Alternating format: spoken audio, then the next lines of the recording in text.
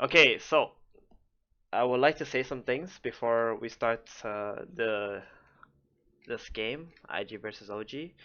The biggest reason why I actually chose IG as the team to analyze is because they did something that's very interesting. They lost in the winner bracket against OG, and then they came back through the loser bracket to beat OG 3-0. So what does that mean? That means that this team had a tremendous amount of growth from the time that they played against OG and when they won the tournament. Like normally that's not something that you see. Typically the team that wins the winner bracket will probably have a significant advantage going into the grand finals since they've already beat the team and they had an opportunity to watch the team play through the loser bracket and so on. So I'm very interested to see like what kind of growth IG had throughout this tournament, especially near the end. So we're gonna start with the first game where IG and OG played in the upper bracket. This is the first time they played against each other uh, in this whole tournament. Probably they've scrimmed against each other before, and we're gonna see through like the bans and whatnot if there's anything weird or different that either of teams have done against each other. So let's open up the replay and do the replay or the draft analysis first.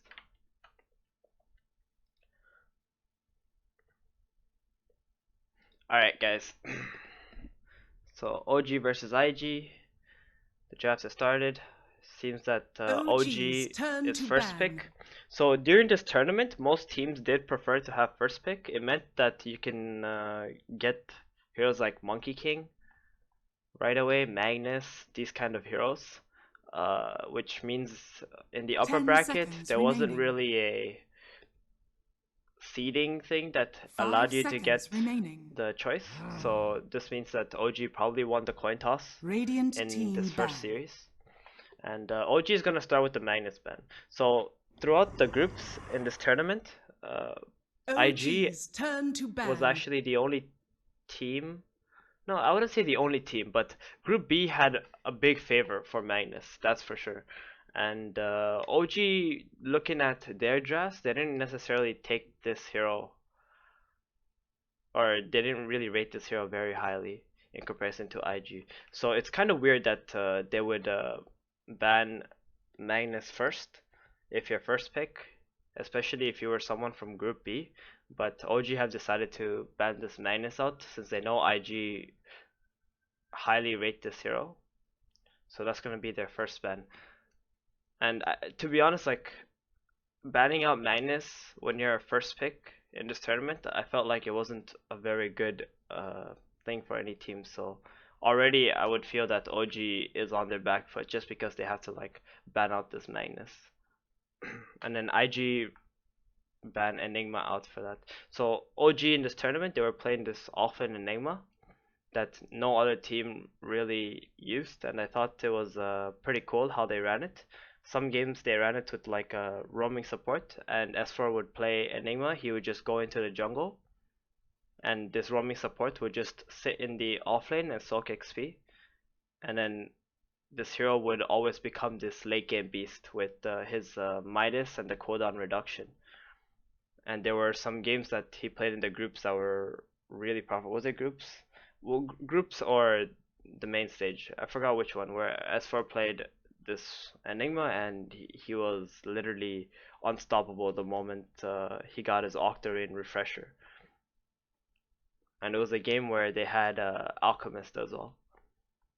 So IG gonna ban out something that is sort of like a flavor pick for OG, which is kind of common in these best of three situations. Teams aren't just gonna ban only the top tier heroes, but they're gonna ban the heroes that they feel is gonna put the most stress on them. And sometimes you just want to ban a hero in the first phase that you're gonna ban later on.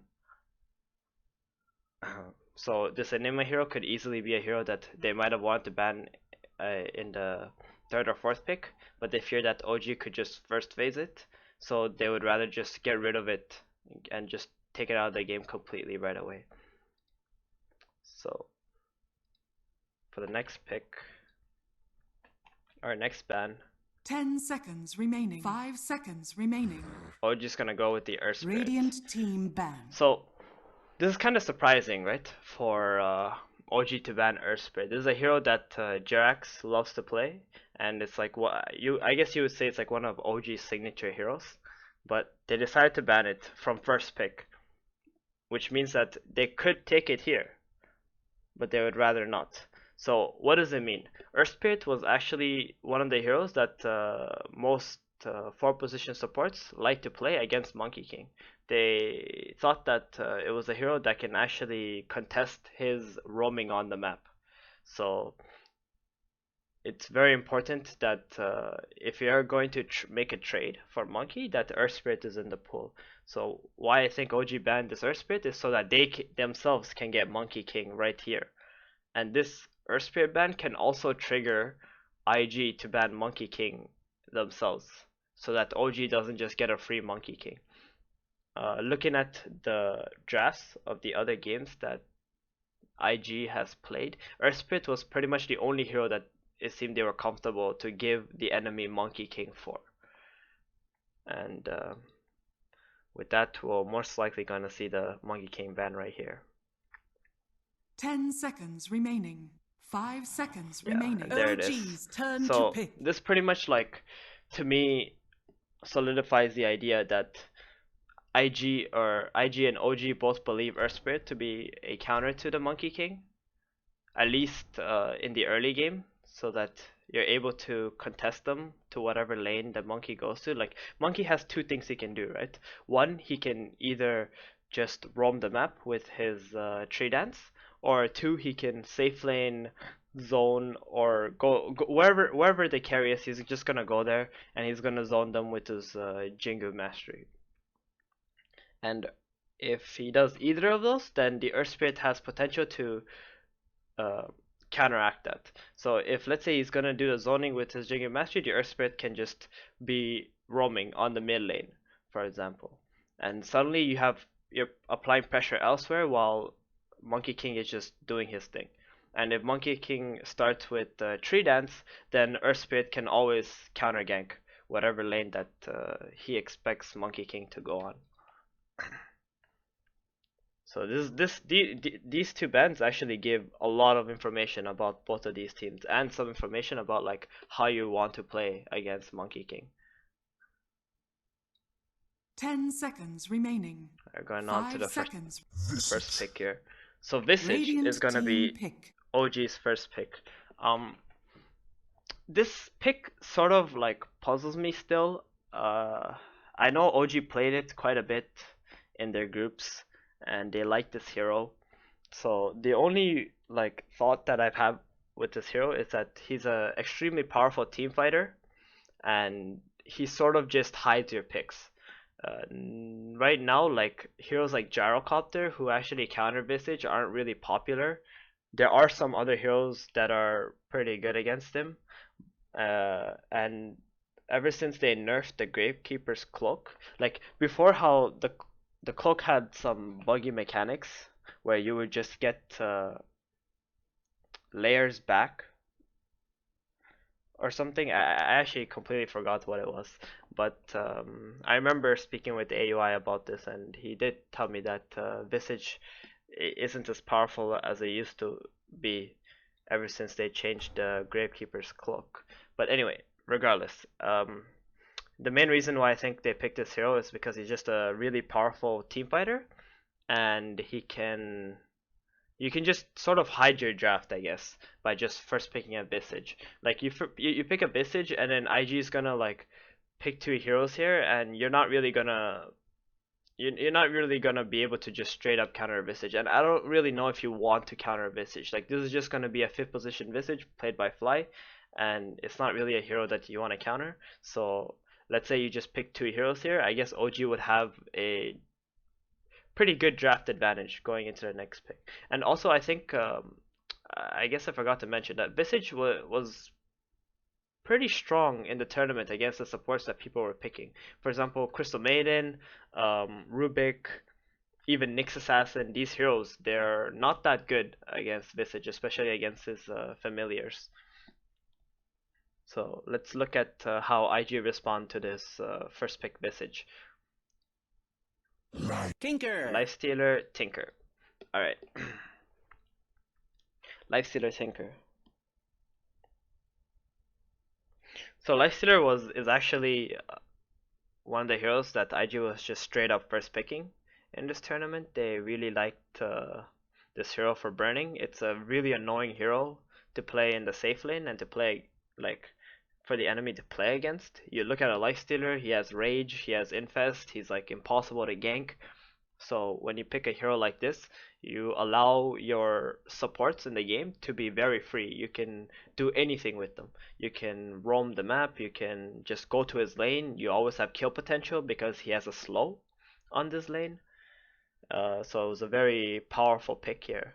How Lifestealer interacts with Visage, I don't think it's like a counter at all. I actually think Visage is probably pretty good versus Lifestealer because he can build a Solar Crest, which is a very good item versus Lifestealer. And if Lifestealer ever infest bombs or tries to go on a Visage, there's a Gravekeeper cloak stacks, so he's not going to be able to burst Visage during his rage timing. But I'm not sure how the feast interacts with the Gravekeeper's cloak. It might just remove like 2 stacks per hit. So, but even then, like Visage is still quite a tanky hero for Lifestealer to try and burst. And then we have a Tinker pick. Tinker.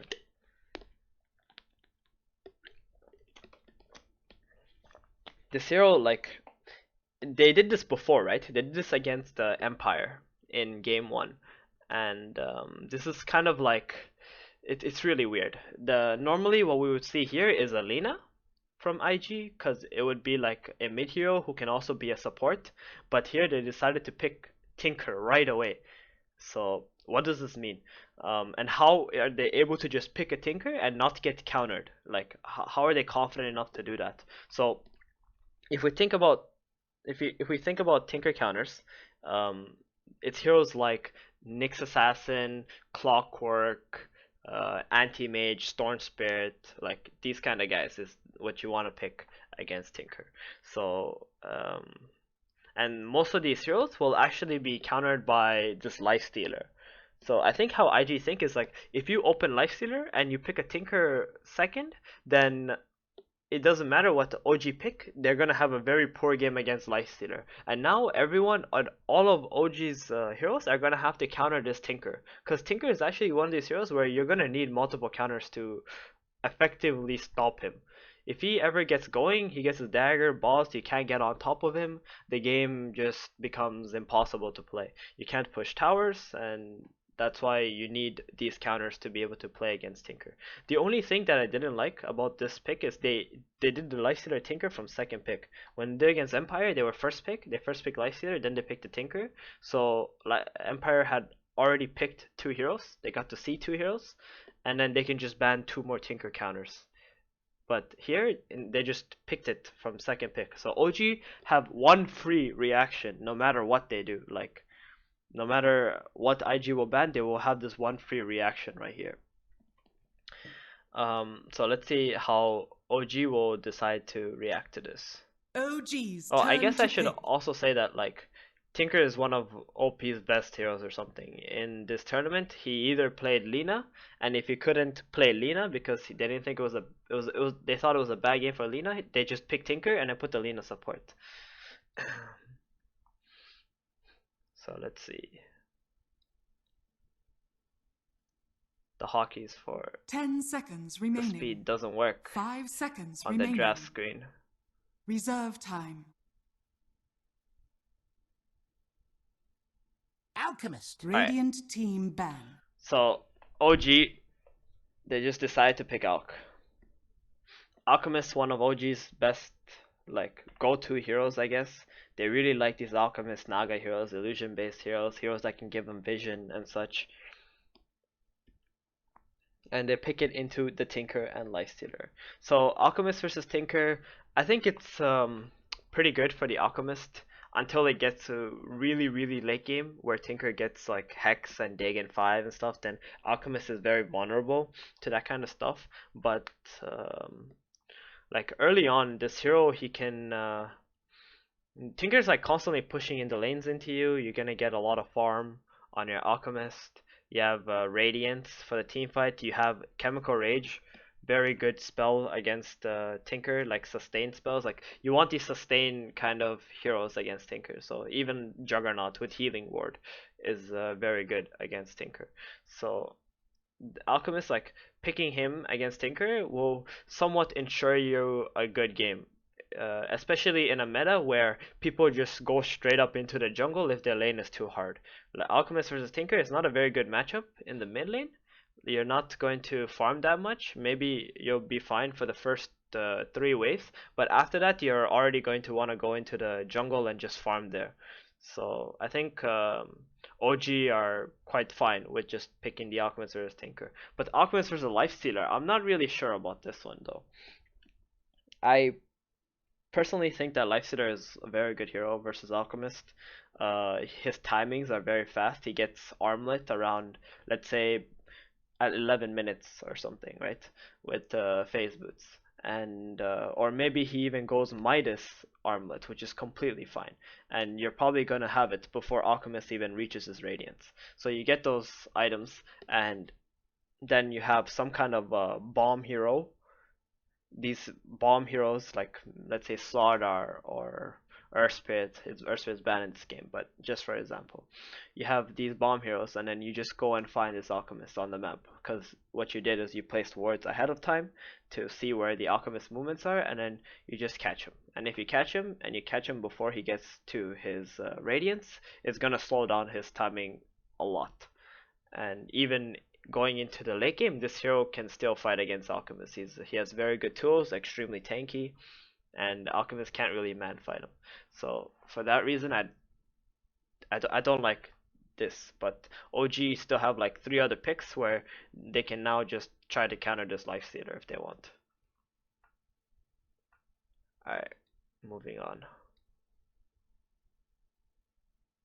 Reserve time. Oh shit. Radiant team ban. Alright. So IG, they make a ban. They ban Juggernaut. They actually, in my opinion, they have, because they pick Tinker, they have to ban a couple heroes. They have to ban heroes like Nyx Assassin, and they have to ban Clockwork. OG have already picked Alchemist. They're not gonna pick some anti-mage. They're not gonna pick Storm Spear. So these 2 heroes, they're already gone. You don't need to think about those heroes whatsoever anymore, in my opinion. But you know, OG can just do some Jabase stuff and just pick it. But what they can pick is a Juggernaut. This is true. They can just have a safe lane Juggernaut who benefits from Alchemist, Aghanims, and whatnot, and it's very good versus Tinker because of the healing word. You have sustain for your team, you're capable of pushing towers, and the Tinker's harass is not going to be effective against you. So this ban was actually extremely good. But it still leaves Nyx Assassin and Clockwork in the pool, the 2 next pretty much best heroes to play against Tinker. That aren't like carries, since OG already have an Alchemist. So you're just thinking about these very annoying heroes here. OG, they ban out Slaughter, very important hero to ban out, for sure. There's a Lifestealer in the game, and you have picked Alchemist. If you have to play against a Slardar Lifestealer as an Alchemist, you probably just want to shoot yourself. It's gonna be extremely hard to just effectively farm on the map when you're constantly scared of this very vicious bomb coming. And Alchemist has naturally very low armor. Okay. So next ban from IG. 10 seconds. 5 seconds remaining. OG's Ursa. turn to ban. Ursa.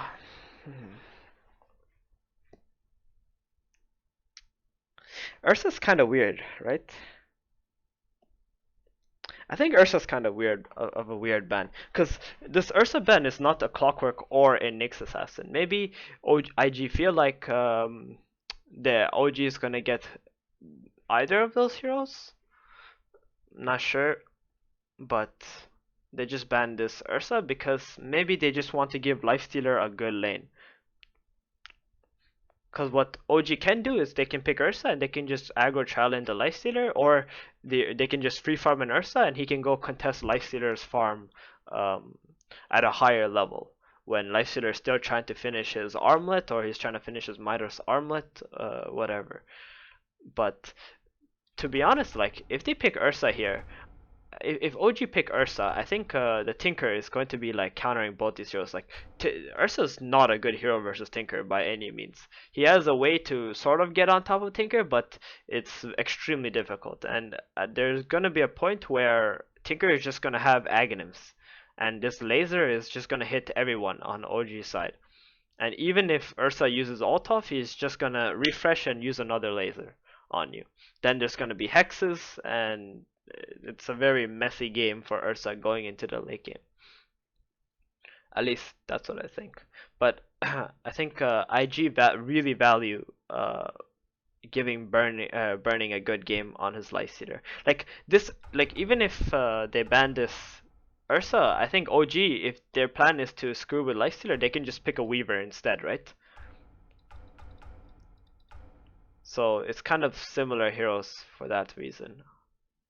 So we'll see how that pans out for IG. 10 seconds remaining. 5 seconds remaining. Reserve time.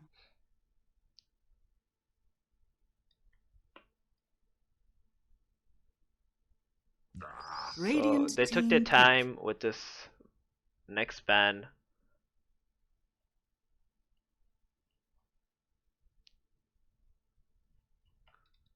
Centaur is gonna be OG's next ban. So Centaur, a very big Chinese team hero. They all love playing this hero. In Group A, especially, Centaur was like first phase ban, I felt, in almost every game. Looking at those replays, um, it's a pretty decent bomb for Lifestealer too, I guess. Very hard for Visage to lane against. I don't think Visage can do anything against the Centaur, and later on the birds cannot hit the Centaur either because he has return. They'll probably just die. So I guess OG felt like IG needed something to jump in with. They already banned Slardar,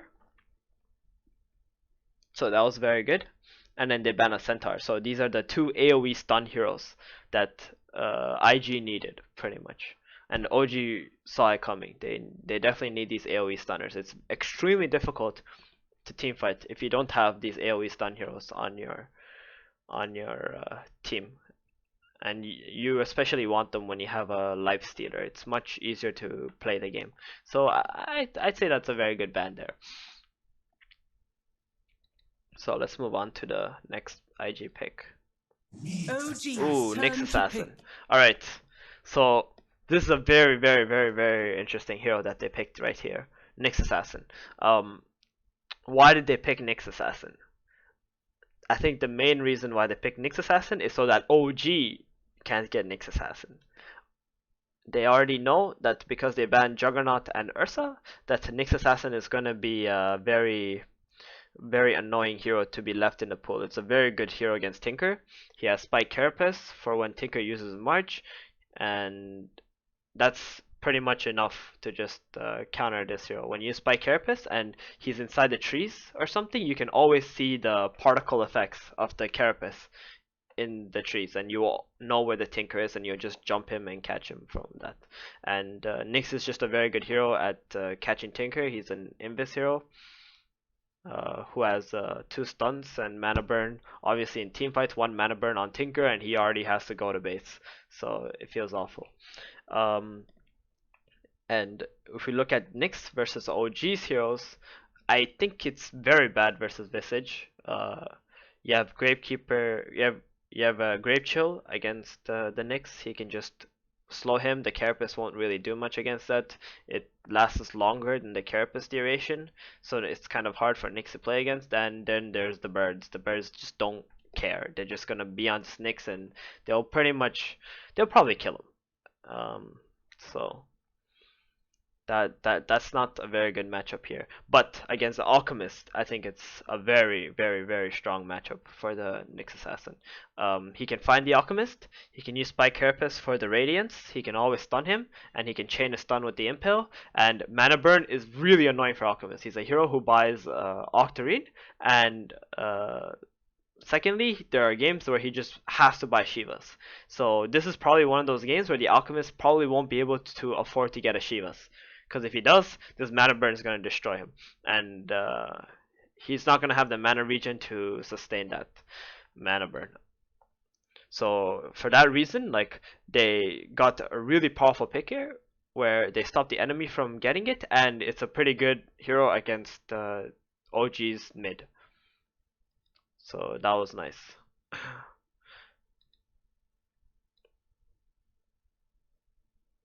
10 seconds. And how will OG react to this Nyx Reserve pick? time.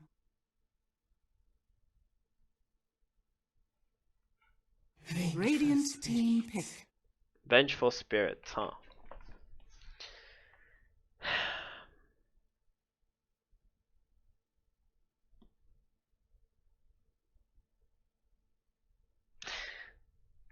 I don't know.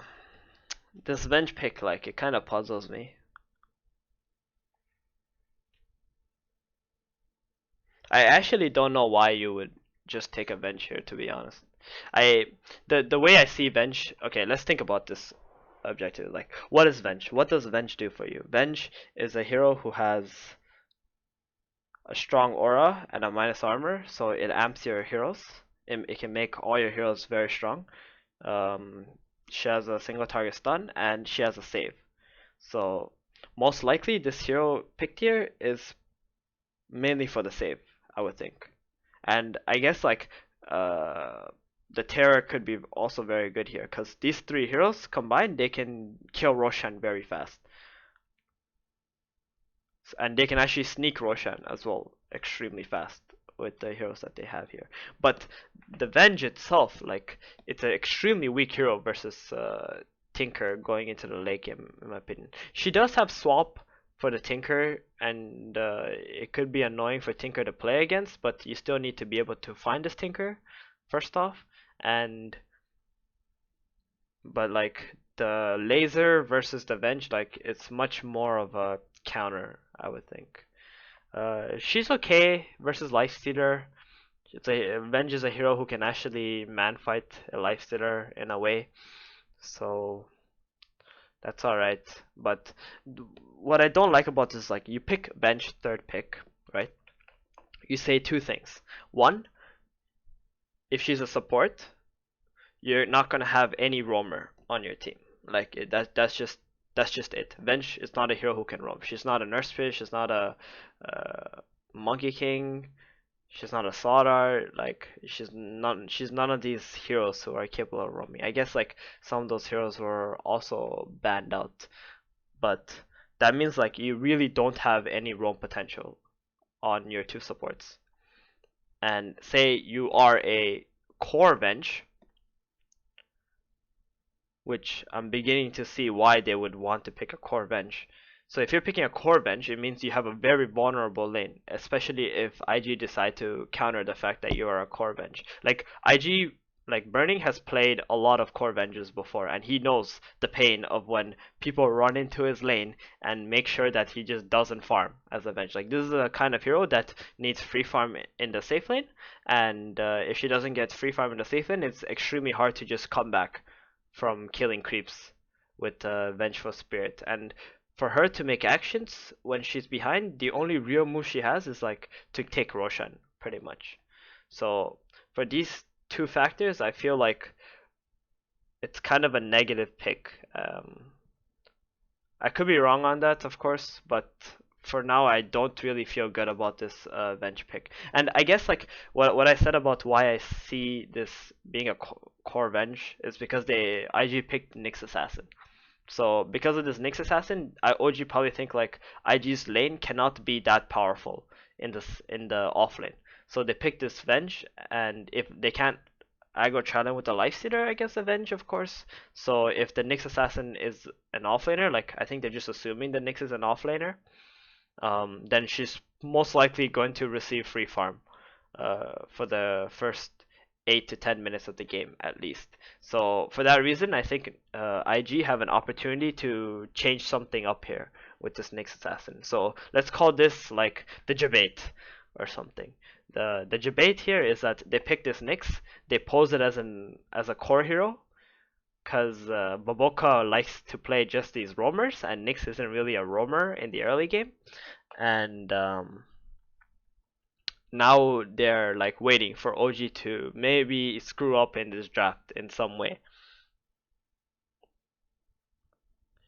And this Venge pick could easily be that sign that they see where they can actually debate and put this Nyx as a support and pick another offlaner. Alright, moving on. After this Venge pick, how will IG react? 10 So seconds this is remaining. their fourth pick. 5 seconds remaining. Reserve time. And they're gonna pick a support here for sure. OG's turn to pick. Alright, so let's talk about one other thing. So why do you pick a support here? I said they're gonna pick a support here for sure. So the biggest reason why they're gonna pick a support here for sure is because they have last pick. If you have last pick, you don't want to take an offlaner here. You don't want to take anything but a support here because you have Nyx Assassin. So if you take a support here, even though you see a Venge, you want to guarantee whether this Venge is going to be a core hero or a support hero. So say this Venge is actually a support hero and they pick another core hero later, you want the option to be able to have Nyx as your offlaner still. So you don't want to pick an offlaner here and get debated by OG instead, where they put the Venge as a support later. So you pick a CM here, it still hides your Nyx pick. Your Nyx, you don't, OG still doesn't know if it's support or a core. And they would have really liked to have known if this was a support or a core, but they won't be able to. And IG is gonna pick Crystal Maiden. So Crystal Maiden, it's a very it's kind of just a hero, you know. Like in this tournament, Crystal Maiden was very popular. She has very strong spells. She has a really good way to farm in the jungle for herself as a fifth position. She provides a lot of, how do you call it? She provides a lot of value through her aura. Like she makes the games extremely fast. You constantly have mana that you shouldn't, and this allows you to play differently. This allows you to farm faster. This allows you to be able to return into a fight faster. This allows you to just, in general, like Arcane Aura is just a very strong farming tool. Let's just say that, because why I say it's a good farming tool is there's a lot of times where you use your mana to farm and then you don't have mana, you need to wait for clarities or you need to go back to base to heal before you can fight again. But this allows all of that to be faster. This makes everything much faster. So and she also has an extremely powerful team fighting tool on freezing field. It's surprisingly a very difficult spell to cancel because you need to spend a very powerful stun to stop a fifth position support's ultimate. Like, it's not something that you want to do. The CM is probably going to run around with like 3,000 or 2,000 net worth, and she's going to wait for the opportunity to ult, and you're just not going to be able to spend your disable on her, especially when you have to use it for the other course. The spell, like if you look at it, it instantly slows for 30% and it slows their attack speed for 30%. So the moment you cast it, it already has like huge effects on the fights. And her Nova does very similar effects, but it's 50%, so it's even more. And when you combine these two together, you're not attacking anything and you're not moving at all. So she was a very powerful team fighting support hero in this tournament that amplified your team to be able to play faster. So it was just a very solid pick here. They could have picked a hero like, I don't know, maybe Lion or something to shut down some Alchemists later on in the game, but I don't think that's the line that you want to go with. because you in this kind of game where you have Tinker, Nyx, Lifestealer, like these heroes can be very mana starved in the early game. So this aura can pretty much enable all these heroes. I guess that's what she is, right? She's just a very powerful enabler. Like she can enable all your other heroes to be able to play their game much easier. So let's move on to the Radiant OG's team ban. last counter pick hero, and they are going to get the Clockwork. So this is what we were talking about earlier: Clockwork versus Tinker. So I guess like that's why I was kind of skeptical about this Venge pick, because it wasn't a hero that was countering the Tinker. So like they could have picked Clockwork here to counter the Tinker. They didn't. They picked the Clockwork here. And maybe they could have picked another like supporter offlaner here, whatever, it doesn't really matter, I guess. But Clockwork definitely a necessity in this game. Very good versus these three heroes. Very good versus CM, very good versus Nyx, very good versus Tinker. So suddenly, like, I guess that's why they picked the Clock here. They have high value against three of these heroes. So why is Clockwork good against Tinker? Clockwork has Rocket Flare. He can find the Tinker in the fog when he jumps into trees. Then he has an extremely long catch spell with the hook shot. He will every time Tinker gets hooked, he's pretty much going to die. If he doesn't have a force staff, and he's a natural blade mail buyer. So these three abilities make him like the perfect hero versus Tinker, pretty much. And Crystal Maiden and Nyx Assassin are both extremely hard to play against Clockwork for pretty much the same reasons. These two heroes aren't necessarily going to buy Force Staff early enough. It's going to be very hard for them to get there. And if they ever get hooked, they don't really have any spells that they can cast inside of the Cog and the Battery Assault under the mini stun. So extremely good pick and very necessary in this game. Let's move on. 10 seconds remaining. Reserve time. Now IG ban a hero and they get rid of Kunkka.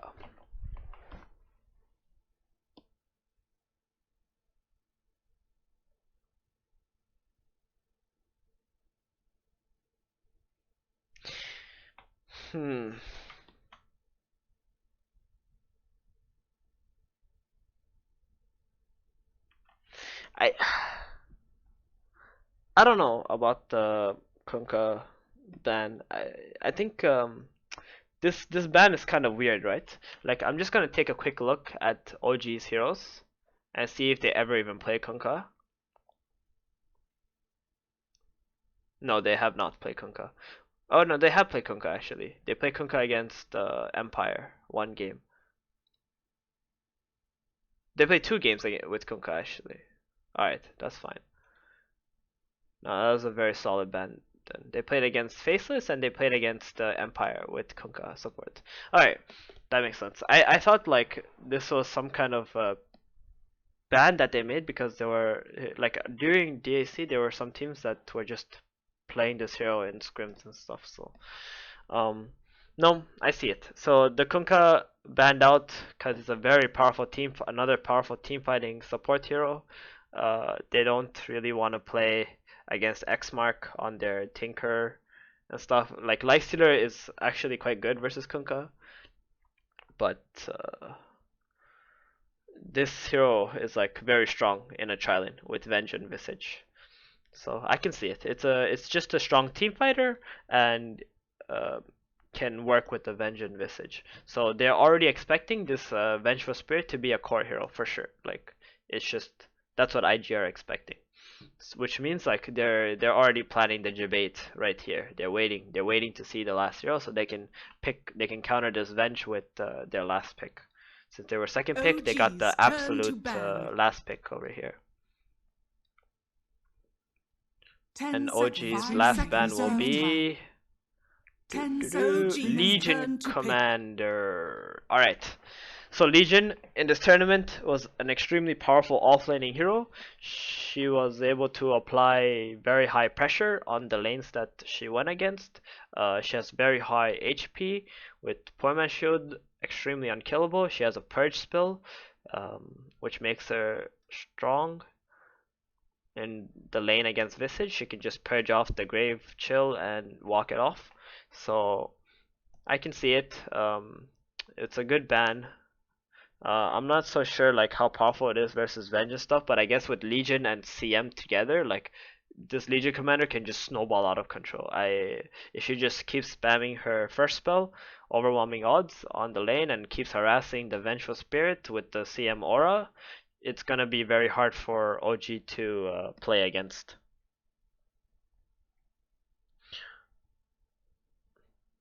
in the lane, and the game might just become way too fast. And I guess like I'm not sure how Legion and Alchemist interact, but it probably all depends on how the game is being snowballed. Alright, and this is gonna be OG's last pick. They're just gonna have to pick this hero to counter all the other four heroes, and IG will get 10 the seconds absolute remaining. last pick 5 seconds after remaining. that. And Radiant it's gonna be team a Night pick. Stalker.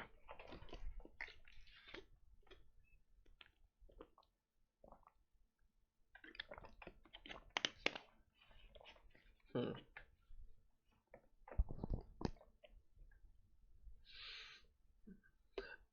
I see why they picked it. They want to play this game where he's gonna have Aghanim's at some point, and they're gonna be able to find this Tinker. Uh, like Clockwork alone is strong versus Tinker, but I guess you do want to have another hero who is also good versus the Tinker. The Silence extremely good versus Nyx Assassin. If he ever gets to Aghanims, like NS versus Nyx is a very good matchup. You get Aghanims, you get Gem. You can always see this Nyx Assassin if he's Vendetta, or if he's burrowed, you're gonna see him and you're just gonna silence him, and he can't move, he can't get out, like he just won't be able to do anything. So that is very good. Third, all the Rio roamers are actually banned out, like Earth Spirit, Slaughter, and Monkey King. So you're left with this Night Stalker. He's he can be quite strong early on, especially if he gets boots. He can run into the Crystal Maiden, he can fight her, steal her experience and whatnot. And this hero, I guess, can give you some kind of pressure early on, like during the first night between 4 to 8 minutes, where Alchemist can be quite vulnerable and can pretty much like solo apply pressure on the enemy. Like wherever he goes, there's gonna be kills. If he pairs up with a Clockwork, there's gonna be kills. If he pairs up with the Venge, there's gonna be kills. And they're just trying to pick a hero that can scale into the late game in this game, which with Aghanims, he's gonna be able to do that. It's gonna be very annoying for IG to play against, and they still need someone who's capable of just like running around. So I see why they picked the NS. I think this was like probably the first time this hero was picked in this tournament. I'm just gonna check the stats on that real quick. Here.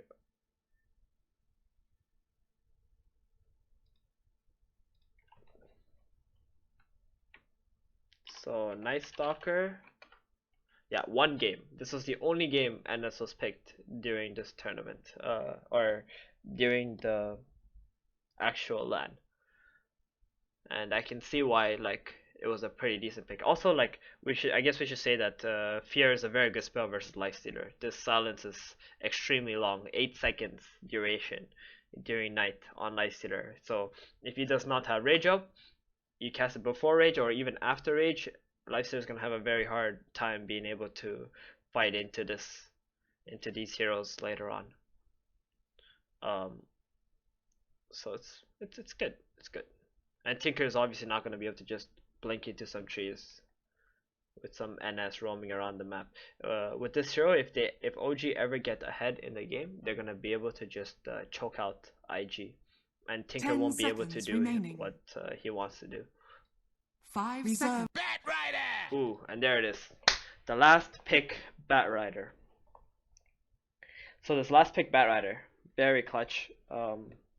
Well, hard to say because there's some problems going into this draft as well for the Batrider. He's not a very good hero versus Night Stalker. During nighttime, Batrider has very low vision, and against Night Stalker, it's gonna be night for 75% of the game. So you're not gonna feel good about that. Um, but what you are gonna feel good about in this game as a Batrider is that now you have created a lane that is able to contest this Vengeful Spirit. So this liability that we talked about, the Venge earlier on, when you pick it as a core, is that you need to help her. You have to help the Vengeful Spirit. You cannot just straight up sack this hero. So now IG have put themselves in a situation with their last pick where they're capable of going 2 heroes versus OG's tri-lane and being able to survive. Like these 2 heroes are extremely hard to kill early on. And Night Stalker, like he has a powerful nuke on level 1, but he still wants to be able to be annoying on the map and get experience somehow, right? He wants to be able to collect these bounty runes and whatnot. So because there's a Batrider and probably it's going to be a Nick support here, he's not gonna be able to have the time to do that. So how are we gonna see these lanes pairing off with the information that we have right now? There's gonna be a Lifestealer CM versus a Clockwork. There's gonna be a Tri-Lane versus a Batrider, and then there's gonna be a Tinker versus the Alchemist. And if we think about it this way, Tinker is gonna beat this Alchemist. CM and Lifestealer are gonna beat a Clockwork. Like Lifestealer alone can already lane against Clockwork. It's kind of annoying this matchup for Lifestealer sometimes because he's just gonna lose his mana. But since he has a CM, that's not really gonna matter, right? You're gonna get back some of your mana at least, and you're gonna have spells. So that's pretty nice. And this Bat Nyx, I think they're actually going to go even against Avenge Trilin, unless OG do some cool stuff where they just try to kill them on level 1. So the main reason why like Batrider is very good versus Venge in the lane is Venge doesn't really have any escape tools as a core hero. She has a stun, but you really can't count that. If you get napalmed and then you're turning around to stun a Batrider, you're probably just dead already. Or if you get the stun off, you still can't turn to run away. It's just like very hard. And Visage is not a good hero versus Bat in the laning stage, at least. He's very slow. If he gets sticky, he goes to like 260 MS or something. And he's gonna be playing 5th position support, so he's not gonna have boots. He's not gonna have windlace or anything to start in the lane. It's gonna be very hard for him. But later on in the game, Visage can Grape Shield the Batrider, put the birds on the Batrider, break his Blink Dagger. The birds can follow the Batrider into the trees.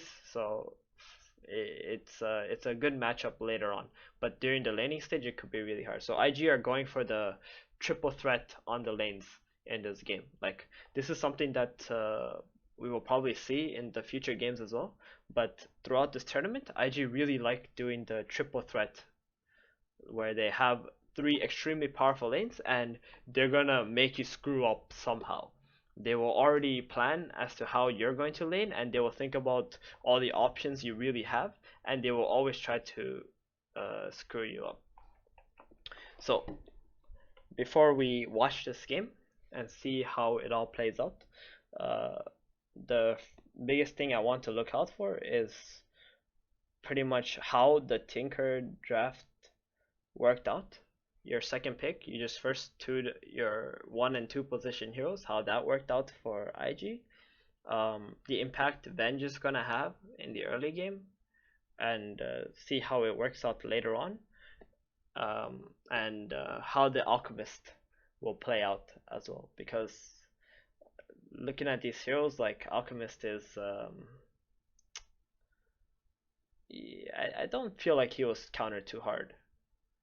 Like this Alchemist actually has a save with the bench, so for that reason, like he has much more flexibility into what he can do in this game. And OG banned out very good heroes. They banned out the Sara and the Centaur, who are the 2 blink stunners that are quite scary for Alchemist.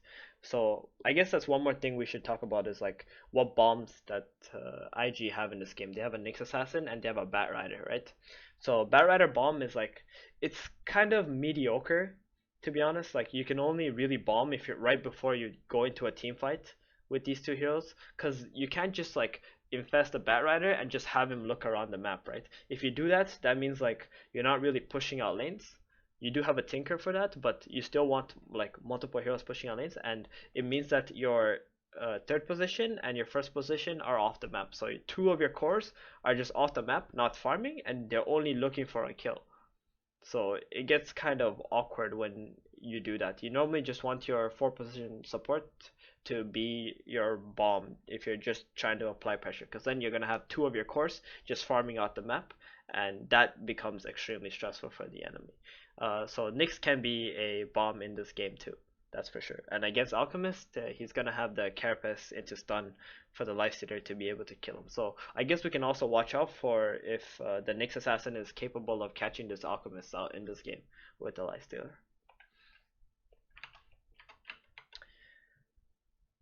And yeah, and that is the replay analysis. Oh, sorry, that is the draft analysis for OG versus IG. And we're going to be watching the game soon. 5 seconds remaining.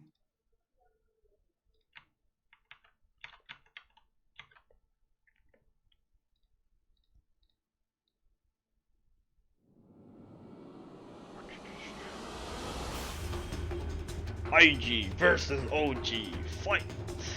Okay, I'm just gonna pause this real quick and check out chat.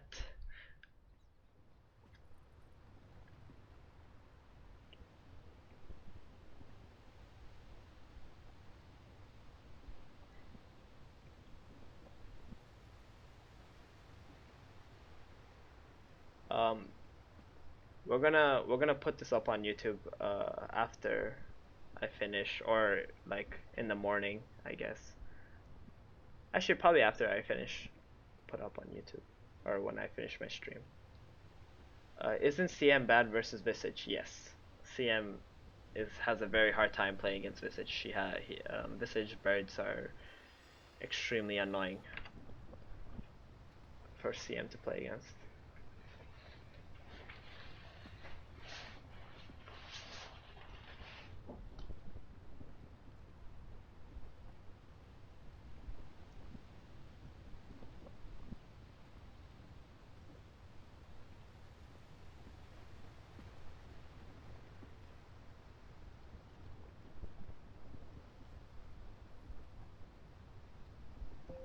Alright, just finishing reading the chat real quick.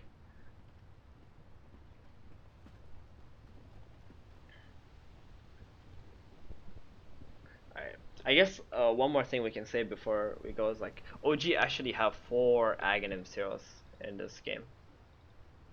So they're not really like pressured into ending this game. Even when Alchemist is 6-slotted, he can actually like pull Aghanims to all 4 of his heroes, and they can play the game out. Alright.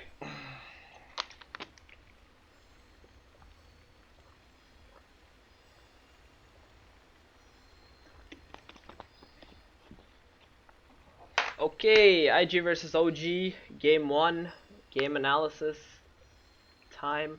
We're gonna watch mostly the macro actions of IG. We're not really gonna look at the individual micro stuff.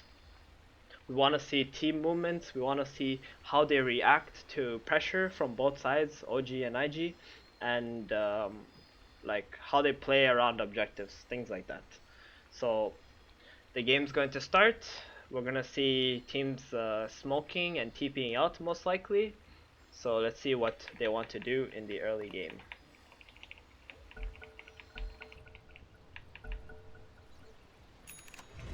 Alright, OG have smoked. IG do not smoke. OG have smoked no tail. And Jerax has TP'd bottom.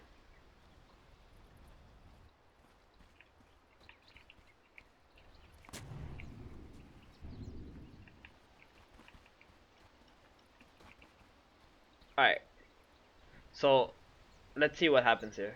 OG have smoked no tail. One thing very important is that you want to give a TP to the fastest hero in your lane, or like one of your fast heroes, Because like Visage, he has like 280 MS or something, right? Uh, well, I can't see it here because he's smoked, but anyway, like you want to give to one of your faster heroes so they don't get their smoke broken. Um, the they TP, they smoke, they ward here. This ward allows them to see if anybody runs through here to go jungle. It's very informative, and they can also see if any heroes are like trying to dodge the lane to run up here and ward, or to dodge the lane to come up here and steal your bounty rune, any of those stuff. So overall, it's a pretty good value ward just to see the actions coming from the off lane and the fourth position support. Uh, on the other side, Jerax TP bottom, he warded the small camp. Your clockwork, you're going to be cog blocking your camps. Cog blocking your lanes. So you're going to have the lane pretty far back. The only way that IG can really pull back the lane is if they stack this camp and pull it. If they stack here and they pull it, the Clockwork is a hero who's resilient enough to be able to just run here and contest the camp. So if you run here, contest the camp, you're gonna steal their XP, and not only are you gonna steal their XP, you're probably gonna get some last hits because you're laning against a Crystal Maiden. She's not very strong, and you wonder, hey, why doesn't the Lifestealer just go here and help the support if the Clockwork is running it? Well, the Lifestealer is going to be pressured with 4 heroes under his tower since IG tried to pull back the lane and deny some creeps, right? So Lifestealer can do some cool stuff and run here with his creeps and try to fight the clock, but it's very unlikely that'll happen. So OG, they TP someone bottom to block the small camp. Very good choice by them, for sure. And one of the reasons why you want to smoke to ward is because you don't want the enemy to see where you're warding. The enemy is most likely gonna also TP to try and scout your wards out. And if you smoke and your smoke breaks, you know that someone's there and they've seen you. So you're unlikely to place a ward and just get it dewarded. So if you smoke, if you don't smoke and the enemy smokes, then they can watch you from far away enough to see where you warded, and you will never be able to see where they warded. So it's actually extremely important in high level games that you use a smoke to place wards, especially if you know the enemy has an opportunity to TP and ward themselves. This information is extremely valuable in the early game. And here now we have IG Baboka smoking, solo smoking. So this is something that the Chinese teams have been doing. I noticed they would delay smoke and get the words out later instead of just TPing out with the smoke and having both teams break their own smokes. This smoke allows it so that they can get the words out and not be broken by the enemy smokes. 30 seconds to battle. Second word here. Alright, so first word, he put it on the mid lane. This is going to give uphill vision for Tinker. Some people might argue that uphill vision is not very good for the mid laner, but for IG, they feel like if they have this uphill vision, they will always see the rotations coming in to try and kill Tinker. So they would always have to use a smoke to do it, and if he has uphill vision, he will always know how the Alchemist is reacting in the lane. In my opinion, it should be easier for him to be able to last hit and use his laser more effectively if he sees how the Alchemist is like running back and forth on the lane. So um, at least like that should be their thought process. And with their second word, they would block the small camp. So looking at how people are like walking or where they are on the map right now, it's going to be a Nyx Assassin and a Bat Rider offlane. So if you're going to have these dual offlane, it's going to be the same concept as the this word, right, to block the safe camp. The only way that OG can pull the lane back and try to win this lane is if they stack the small camp and they try to deny as many creeps as they can against this Nyx Assassin Bat Rider. And you don't have to block the big camp, because if they do this, then the Bat Rider and Nyx can actually contest this camp. So the same exact story over here. And like mostly these kind of first words pretty much tell you how the game will play out and who will be able to get ahead.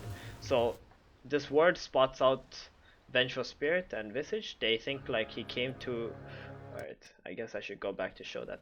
So his smoke runs out and he runs past this ward here. This is where his smoke runs out. And OG already understand their safe lane camp is blocked. They really want to unblock this, but they only started with one sentry here and they missed the 50-50. It is just a 50-50, right? The battle begins. To see whether you're gonna get that ward or not.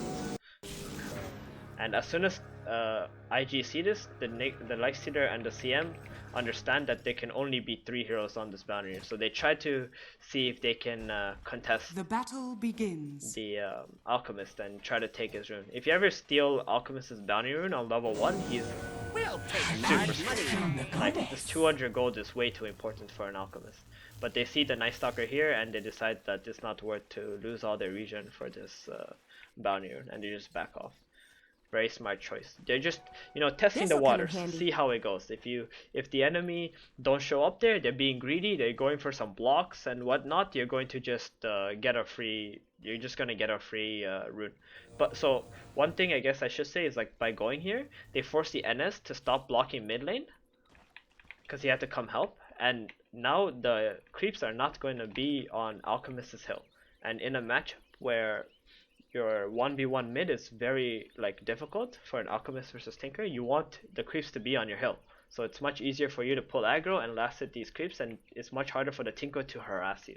So because of the action that IG made over here to bring the Night Stalker to help the Alchemist, they actually got the creep wave right in the middle of the river, and now the Tinker can do some real Tinker things, like walking up on Alchemist's hill. Stuff like that. So let's look at the lane that's gonna have the most emphasis or the most actions happening. So like we talked about during the draft, because they picked this Vengeful Spirit, they're gonna have a very hard lane in the safe lane. They have to help this Venge no matter what, and the supports on OG are kind of restricted.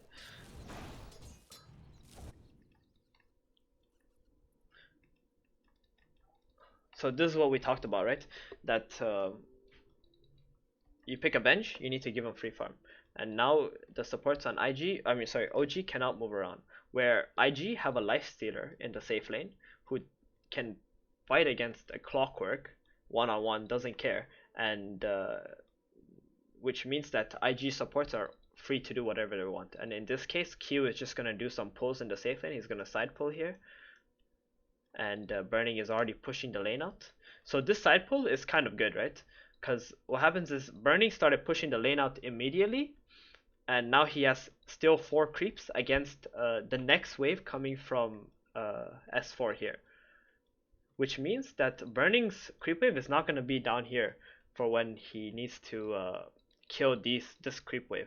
And Q is most likely going to be able to deny at least a couple creeps and get some XP for himself before the Clockwork is going to run here and start contesting the side camp.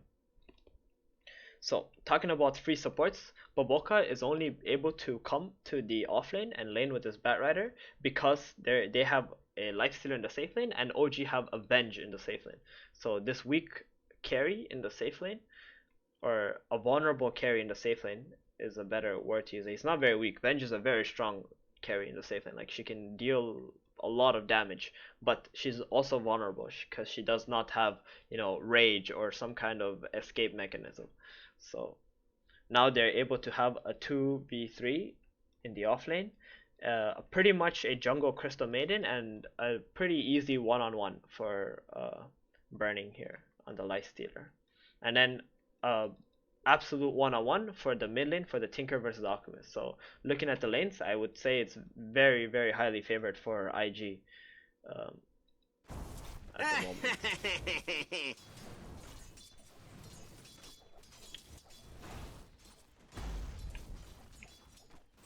So now IG have created some kind of a double wave going into OG, and this makes it extremely difficult for OG to play this lane out.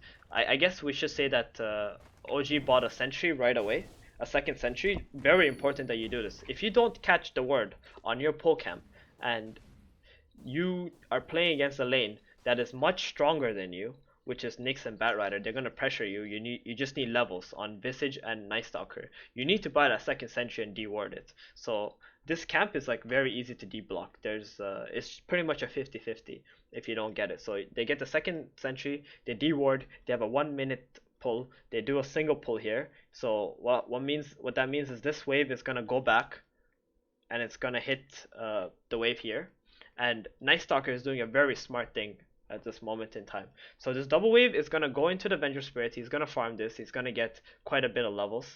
He's gonna be very happy about that. And the Night Stalker is running to the big camp so that IG cannot pull this, and he's pulling it away. So this was the only chance that IG had to screw with this pull that OG is trying to make here. And now Benj is actually just going to farm all these creeps under the tower for free. And he's going to be very happy with that. Because what would happen is, if they didn't have this camp, is that there would be a triple wave here coming soon. And they're going to be fighting under the tower with 3 heroes. And they're going to be losing with 3 heroes. And that is not a position you ever want to be in as OG. So even though they have a pretty weak lane versus IG's heroes, they're going to be okay with this set of actions. So now IG make a pull here. I don't really like this, to be honest, by IG's pull. I mean, we'll look at the first blood soon, but I want to like look at this real quick. So IG make this pull, right? They have a double wave coming into them. Now they're gonna farm these creeps under the tower, but they're also giving OG this entire camp for free, and they're giving all 3 of these creeps for free as well. So in a game where like I think IG can actually fight against OG's tri-lane, they're giving free farm to OG, and now all of OG's heroes are actually level 2. Like Benj is about to hit level 3, Night Stalker is about to hit level 2 already, and Visage is also level 2. So it was, I mean, it was like mediocre, but I don't really know if that pull was actually good, because OG just farmed the whole camp. So actually it wasn't good at all. Alright, let's go back and look at what happened in the offlane here that the Clockwork just died before we move on. Alright, so they're fighting bottom. CM has hit level 2 now. Clockwork is level 2. It's inevitable for him to be level 2. He's just double cogging and getting XP, whatever, it's fine. He's just burning mana. He uses cog now. He's vulnerable. The CM is running in. There's no vision of the CM, so S4 never knows what's happening.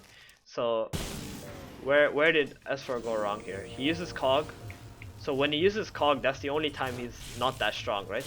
It's a 14-second cooldown. So Q sees it. He comes in. S4 is playing on the left side over here instead of the right side. So before he can react to him seeing Q, he just bites him and gets a ratio. Alright. Some very, you know, standard stuff. They're just thinking about like when the offlaner is weak. So when he uses cogs, burning is probably like, hey man, this guy's using cogs off cooldown, let's just kill him on his next cog, and they just go. And now the rune spawns 2 minutes. Ooh, Q gets a much needed haste rune there, because if S4 got it, he was 100% dead on Crystal Maiden. And Flares here. so the lane's still pretty chill for S4. He's just gonna come back down here and get his XP, burning, you know, like that's the one plus side about Crystal Maiden, right? Is that he's getting permanently cogged, and this Lifestealer doesn't even feel like he needs to buy a mango in this lane, because he has CM aura. He's just gonna regen it all back. And Q just keeps on pulling the side, getting some farm. I'm not really sure if this is even that good. Like what Q can do at this point, to be honest, I think is just leave the Lifestealer solo. He got first blood on Lifestealer. He's gonna have phase boots very soon, and the S4 doesn't even have boots. He can't even contest his lane. Q can just go elsewhere. He can farm these camps if he wants. It's still much better for him, because then S4 isn't really gonna get anything, right? But I guess like what he wanted to do was try to pull the lane back before he left. So now there's gonna be a double wave going into burning, and S4 is gonna have a very hard time trying to contest for farm here, because he doesn't even have boots yet on his Clockwork. And burning has like so much more damage than him. Q gets his bounty rune. Okay, let's go back a little bit top lane to see the action that's about to happen. So going back to top lane, the pull just finished. The lane is pretty far back for IG now. The 3-minute spawns have not started yet, so right now OG are in a bit of a pickle because they have to play all the way out here. They have to play all the way out here and not out here. So IG is just capable of sticking and just chilling back here. Oh no, no tail. What is happening? What is he doing actually? That's a very aggressive move by him. He gets 2 stacks of stickies on him. Batrider gets slowed. So they're gonna get the kill on the bench, the carry, but the Batrider dies for it, and the 2 supports get XP for this kill. So this is another problem. This is what we're talking about, right? The bench for Spirit doesn't necessarily have a... Yeah, I want to do some... Turn down some sounds.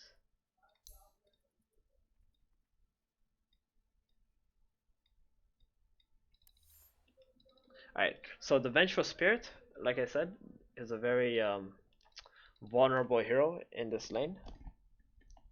And that just goes to show what happened. I mean, he sort of did play overly aggressive. Maybe he didn't see the Nyx Assassin and he just like did that. But making a trade there is still not that good, right? Because OG just lost their carry hero. But the Visage and the Night Stalker did get quite a bit of XP for killing the Batrider there, which is very needed for these 2 supports. These 2 supports are 2 supports that play off XP purely. So now the 3-minute spawns happen and they're instantly thinking about doing the pulls again to try to get the lane back because this lane is a goddamn mess for them. Flesh sustains, gold remains. Looking at the CS chart, like Invisibility. IG are pretty much winning all 3 lanes.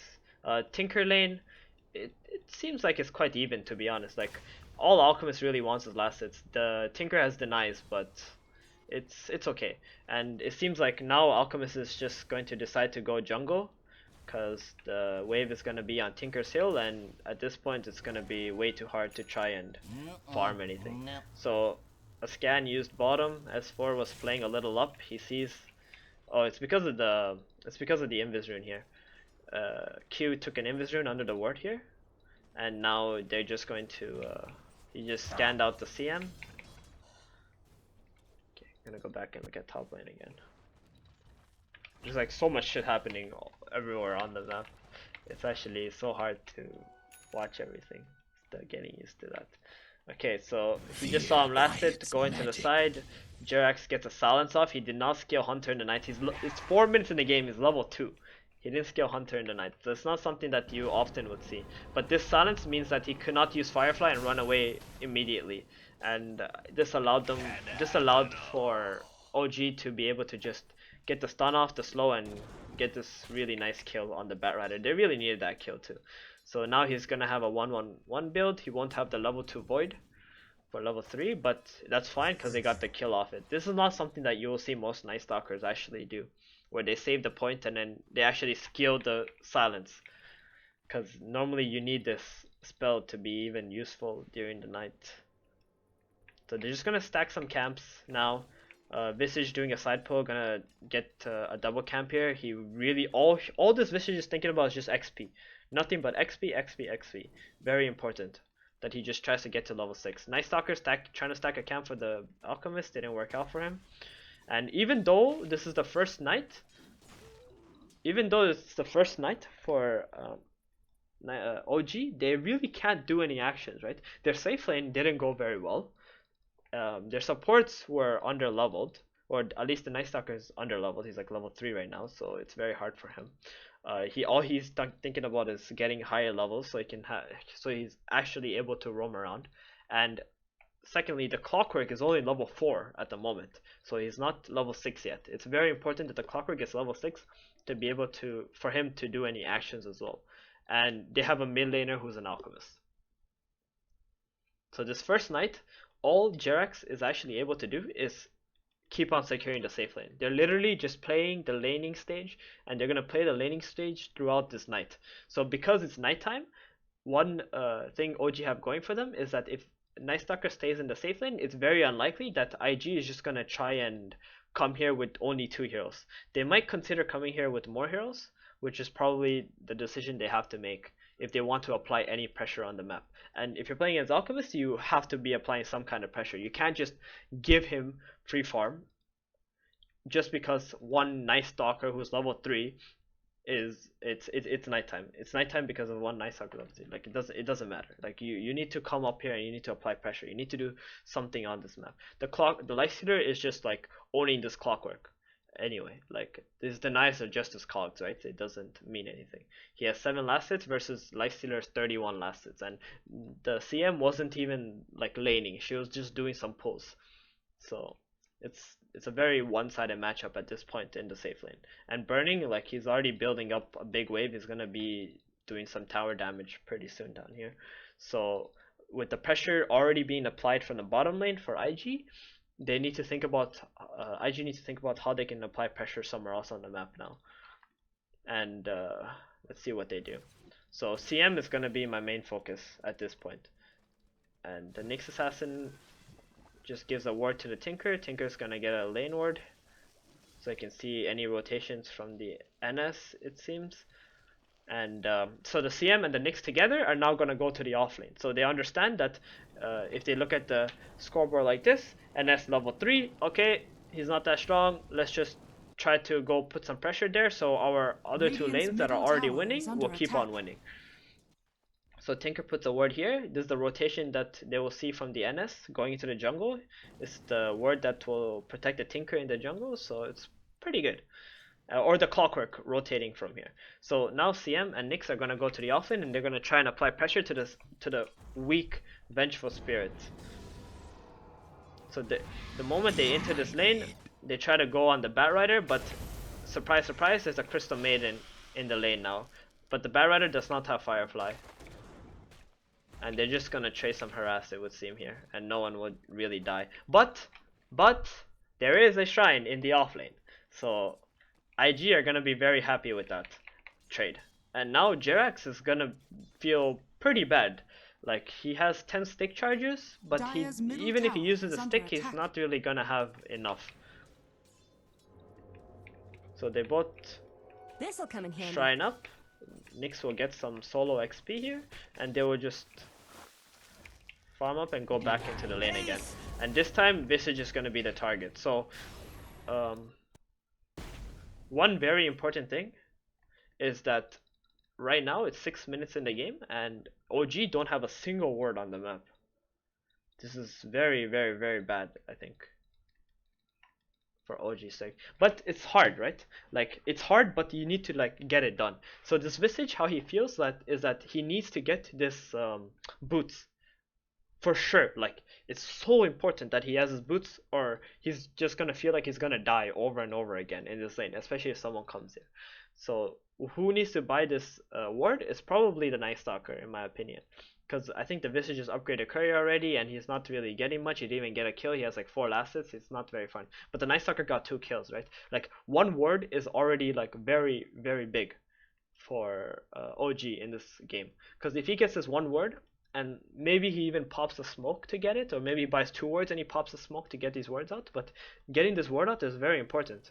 Because right now they have no wards, and they cannot see what IG are gonna do. I'm actually gonna, okay, 6 minutes in the game, right? I'm actually gonna go back a little more to see like if, because I didn't see if there was this sentry here de-warded a ward, or if they ever placed a ward.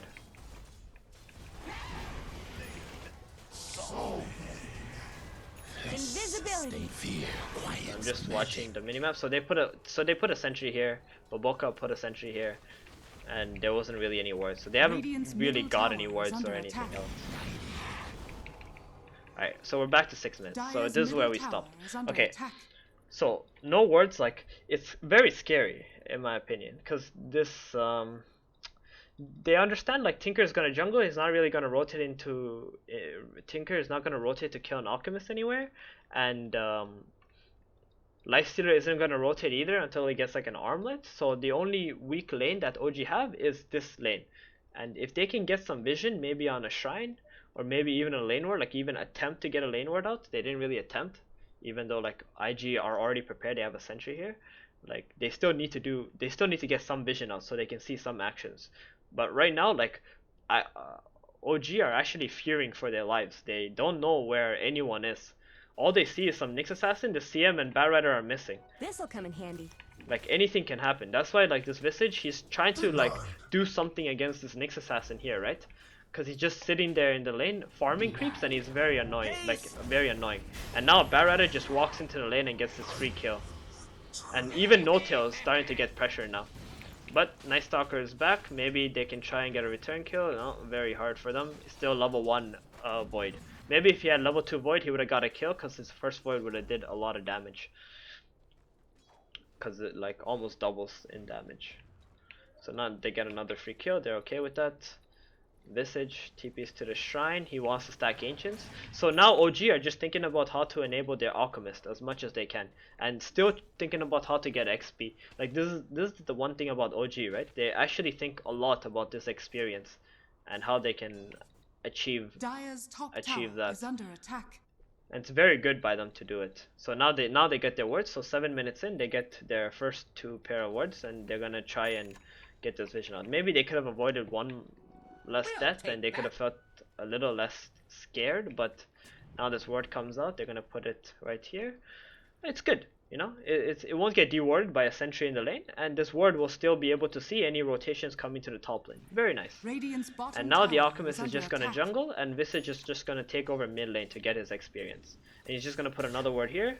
This ward will also see some rotations and some runes. So if you can see, like some runes is normally how, you know, an Alchemist can be can die. And he actually went bottle on Alchemist, which is kind of surprising, but it can also help him get some nice runes for himself. So now a double wave is coming top from the first pull that they made here. They're gonna be seeing some vision soon on the top lane. All these creeps mean that someone on IG have to react, and if someone on IG have to react, that means they're gonna see. They're gonna get some kind of information, like where people are on the map and such things like that. So the moment they see the Batrider and the Nyx here, this Alchemist feels super good. He's just like, yeah, whatever, dude. I'm free farming. And Visage also feels super good, who's just sitting on mid lane getting XP. He was level 4, only like he was like flat level 4 when he came to this lane, and we'll see what happens from there. Right now, IG, I don't think they're feeling that good. So let's pause the game and see what happens. So 8 minutes passed. Night's over. What did Night Stalker get to achieve in this game? So he got to level 4 and like a quarter, whatever.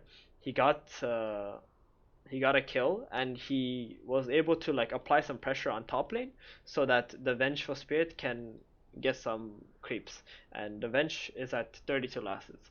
For this lane, I think it's pretty good. I would say that they actually survived this laning stage for the nighttime, but they have to spend the entire duration of Night Stalker's ultimate to achieve that. And Clockwork just hit level 6 at 8 minutes. So there's some like how do you say, like counterproductive stuff happening, right? Like Clockwork hit level 6 as soon as the nighttime ended, and right now all Night Stalker is thinking about is how he can get to his level 6 so he's capable of fighting against IG's pressure that's gonna be coming up shortly since night's over, and OG's lineup is extremely weak at this point in time. Apart from Clockwork, Clockwork is actually the only strong hero that OG have. So IG, they sort of played a little bit defensive. They try to apply pressure where they can. The last 2 minutes, they didn't apply too much pressure, but that's fine. That's completely fine, because I guess it was like coming near the end of nighttime. But they did get some levels for themselves. Let's look at the graph. XP slightly in favor of Radiant, and gold is like 1,500 in IG's favor, but it's starting to dip down a little bit as the Alchemist started farming some stacks with his max level Grievous Greed.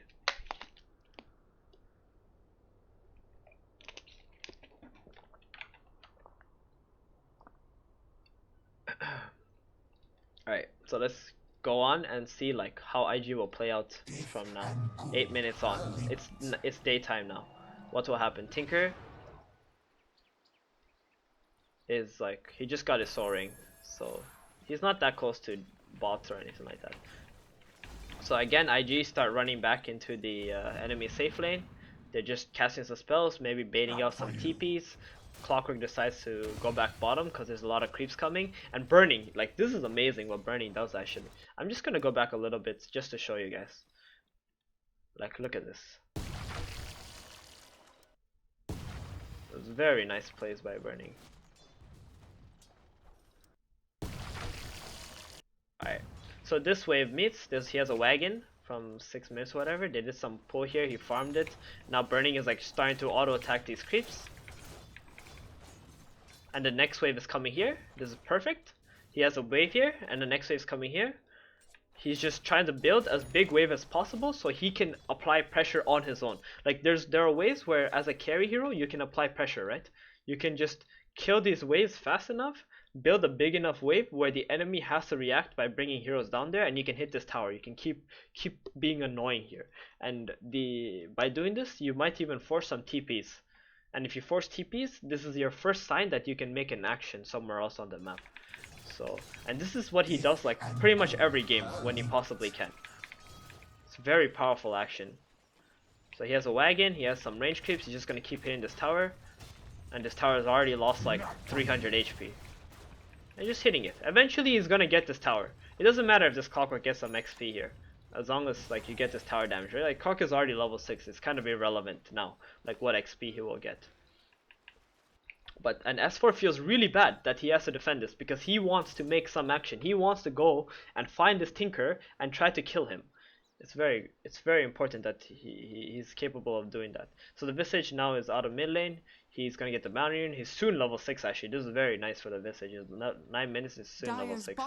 And Boboka gets this very good word out here. This word is like how you're gonna kill this Alchemist. This word and a word here, somewhere in this area, is where Alchemist loves to farm. So if you get these words out, this is how you're setting yourself up to be able to make smoke actions and to try and catch this Alchemist. So that's very nice. And then 9 minutes, like this is why he left mid, right? He wants to make these stacks. Oh, he's not even gonna take the bounty or whatever. Alchemist will take it. It's like double gold for him. It's fine. So they double stack this so good. Like this is why OG's Alchemist is good, right? They like try to do some stuff on the silence and then they make sure they always stack for him. So top lane, no till, trying to fight, trying to do some stuff, trying to pretend like he's strong. It's a very hard game for no till, honestly. He's like trying his best to be like, hey guys, look at me, look at me. I don't got an Alchemist on my team or anything. Just go for me. We're going to I'm gonna carry this game instead, you know. He's like trying some stuff. So now he knows like Noto is just booking it. He's leaving top lane. He understands that he cannot be there anymore. He's done what he can, and he feels like he sees his double wave already coming, and he's like, hell no, I ain't about that life. I ain't about that feeding life. Like what this means is that IG is about to make a first 5-man play, potentially, because like this Lifestealer is about to get armlet, and if OG decide to defend top tower, they're very perceptible to IG just coming at them. Like I guess they don't have the information if Tinker has bots or not, right? All they know is that this Tinker has been free farming since like minute 3, pretty much. That's all they actually know. So they don't know if he has bots or not, and they don't really want to defend the top tower. They already want to think about how they can make an action somewhere else on the map. So this word Boboka placed earlier saw the Vengeful Spirit run through this side, run through here, and because he ran through here, now IG can just play really far up on the top lane if they want. Dire's top tower And try to pressure this tower. attack. So just trying to, okay, alright, never mind. He's like, Dire's he went down there, he attack. noticed that nobody else TP'd, he still sees a Lifestealer bottom. He's gonna go back up there to try and defend the tower now. But Lifestealer does have armlet now, and this tower has 260 health. Remember, Burning took this tower down from full health by himself while there was a Clockwork on the bot lane. The entire time, pretty much. The entire time. And this Clockwork still hasn't felt like he can leave this lane, because this tower is just dying. Slowly but surely. Visage gonna steal the enemy bounty rune to try and get his level 6. Night Stalker just sitting top, being very annoying. He understands that the Tinker. So this ward, Visage got this ward out. Yeah, Visage got this ward out. So Visage actually went on some pretty crazy mission to get these two very clutch wards out to see something. But the Tinker is already farming on the other side of the map. He's like 400 gold away from bots, and OG know that by this point that he still doesn't have bots. So they're just trying to like do something, get some XP, whatever. And this Venge is just camping top lane. They're waiting for the chance for this Night Stalker to get dove, because they know like it's just a Night Stalker sitting here, and Venge is gonna like try and swap him. Clockwork is gonna TP in. Visage does not have a TP, but Clockwork TP alone will already be enough to potentially try and turn this gank. Alright, so going back, what's happening down here? Lifestealer, 150 HP tower. He's trying to get this tower on his own. He gets cogged in. Visage is already here. Venge now TP's bottom. We're gonna go back to this soon. It's very important what happens here. The Venge TP bottom. This tower is deniable. He just infests a creep, and now he did what he wanted to do this entire time. He wanted someone to TP down here. What does it mean that the Venge TP down here? The Venge TP down here means that this tower is super vulnerable. Nothing can happen to this tower. Alchemist is not going to come and defend this tower. They're just going to take this tower for free. Dire's top tower is under Radiant's middle tower is under attack. They have a wagon Dire's here. top tower is under attack. Oh my god, amazing. Okay, so they're going to take this tower for free. Dire's top And tower how is will under attack. OG react to this? They're already thinking about it, and they're like, okay guys, we need to go mid. We need to do something. We can't just give them the top tower for free and not do anything. So they're already rotating Clockwork and Visage, who's level 6 now, to the mid lane. But the problem is the one hero who does not have a TP is staying bottom Radiant's middle to tower defend is this under wave attack. that's coming in and trying to farm. And as soon as Burning sees this, he's like, no, you are not Dire's getting this top tower. tower He TP's is mid under lane, attack. Armlet, Rage, there's nothing they can do. There's nothing they can do. But the moment the Lifestealer TP's here, Clockwork is like, oh hey buddy, alright, Lifestealer cannot help. The top lane, he just TP's top, gets the kill on the Nyx Assassin, who the Night Stalker has been setting up for the entire time, and now is going to defend the top tower for a little bit. And meanwhile, a lot of shit's happening. Actually, I don't know why this happened here. So we already know what happened top lane. The Night Stalker dies. Burning goes on mid lane. He's killing the next wave. He's already thinking about pressuring the next tower already. And Fly messes up somehow. Like he like ran through here. I think he just misclicked probably. I don't think he meant to do that. He just dies. Whatever. Like it happens in games. It actually happens way too often. But its birds will be fine. So nothing really important was lost there, so that's okay. And now the Tinker has bots, so this is where like they can actually start their game. Oh shit, Anna's running through the freaking march. He's crazy, dude. Okay, he's just dead. Alright, I believe Jerax might have baited Anna there. Like there's actually no way you can run through the march, right? So now they just give 3 kills for free back. And they lost top tower. So this feels god awful for OG at this moment in the game. And S4, he's just manning up on top, and he's gonna die here too. So they lost 4 heroes for free in the span of 1 minute. And this all started, we can actually trace all of this back to this play on bottom, where the Clockwork cogged the Lifestealer, Bench TP'd, and this whole chain reaction began. Like, isn't Dota so interesting, guys? Like, how one play where you make ended up resulting in such an awful situation for your team. So now they're up like almost 4,000 gold in like what, 2 minutes time, 1.5 minute time. It's insane. And now the Tinker also has bots, so I think if they were gonna move from this lane, the Venge could not be the one staying bottom. Like the Venge had to be the one moving if he's gonna move, because he doesn't have a TP. If he stays and shows bottom, he already states that for what's the cooldown on TP? 80 seconds. So 80 for 80 seconds, I cannot leave this lane, which means anywhere else on the map, you guys can fight 4 versus 5 if you want. And we have an Alchemist. He already does not want to fight. And I'm actually just putting a lot of details into the early game, because like early game is what is extremely important in how teams play, and this is how you can just snowball a game. And most games IG play, they actually snowball through the pressure that they apply on the early game. And now we can see like how they make these actions, like what are the cues that allow them to do these stuff. And now Burning is still on mid lane, applying pressure like he don't give a alright. Nobody really TP. Nice is just gonna cancel this TP, and they're just gonna probably get a free tower here.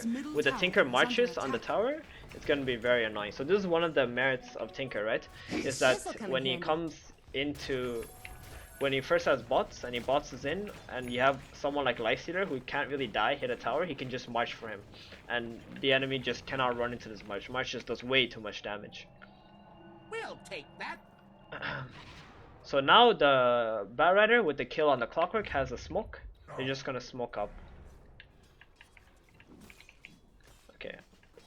And they're gonna go for this tower. And meanwhile, the Alchemist is farming top though, so I'm not too sure about this. So they get a kill on the Visage. And they're just gonna get a free tower here. And it's way too hard for them to, but OG are doing something good, right? Like they're like still trying to pose, like they want to fight, they want to do something, because like they just want all the attention off the Alchemist. It's the most important thing, is to give the attention off the Alchemist. And they still get a pick too after that. The CM lingers a little too long, she gets hooked, she dies. Okay, they get a freebie there as well. Alright, so now the Alchemist is actually so close to his Radiance. What happened? Wait, what happened actually? What the hell? Okay, I'm gonna go back a little bit, and I want to see what happened, because I'm actually not sure if... So if we look at the goal graph, them taking a tower and killing the Visage did not get him anything. It actually did not get him anything.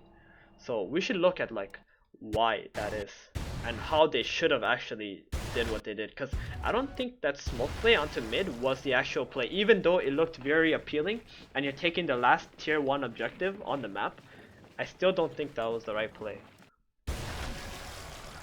Because this Alchemist is way too close. Because he just died, and like he just got Relic. He died with 2,700 gold, and now he got Relic plus like almost money for Radiance or something. So here, okay, this. So Alchemist is reviving, right? 10 seconds, Alchemist is reviving. So when Alchemist revives, you know that he needs to go somewhere to farm. If you're IG and you're thinking about Alchemist, you can always think about how you can kill him when he's reviving. He needs to go somewhere, right? This Alchemist is not just going to like walk somewhere and not farm. He wants to think about how to get the fastest possible farm, right? And I think here the Alchemist, like, he didn't screw up. He made the right decision, but like the Boboka ward here is like super clutch. So this ward spots this Alchemist. This ward sees the Alchemist. Maybe IG didn't see the Alchemist, but someone should have seen this Alchemist TP. So they know for 80 seconds this Alchemist cannot leave this area of the map. They do not see this Alchemist run past his ward again. That means he's going left. He's gonna farm these creeps. He's gonna go here. This smoke that we saw the CM and Batrider make, with this Nyx on mid showing, this smoke could have hit on top lane. Because they have bots on the Tinker, right? So they know that this Alchemist cannot TP out of top lane. He is stuck. He TP'd on this shrine. There's a ward here that saw him TP, so they know he cannot TP out. I think the right play in this situation is actually this Lifestealer and the Nyx showed mid lane. Even Tinker showed mid lane. They're gonna pose as to take the tower. These guys don't go here, but they run here. They run here, they're gonna catch this Alchemist. 100% they're gonna catch this Alchemist because of this ward. This clutch ward right here saw him. So instead, they use the lasso on this Visage, and they kill a free tower anyway. This tower was gonna die to this Lifestealer. Like, OG cannot fight them. This Lifestealer is a god right now. Like, he's just impossible to touch. So what happened instead was like this guy TP'd here, and he did not get punished. He did not get punished for this TP. And him not getting punished gave him 1,000 gold in 1 minute. 1 minute he farmed 1,000 gold.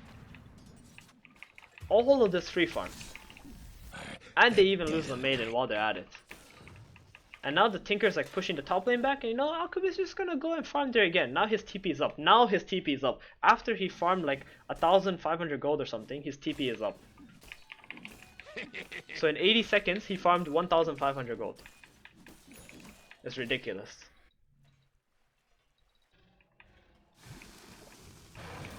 I mean, like, don't get me wrong, I'm not flaming IG in any way. Like, what they did was good. It was good, but there was just a better play, is what I'm saying.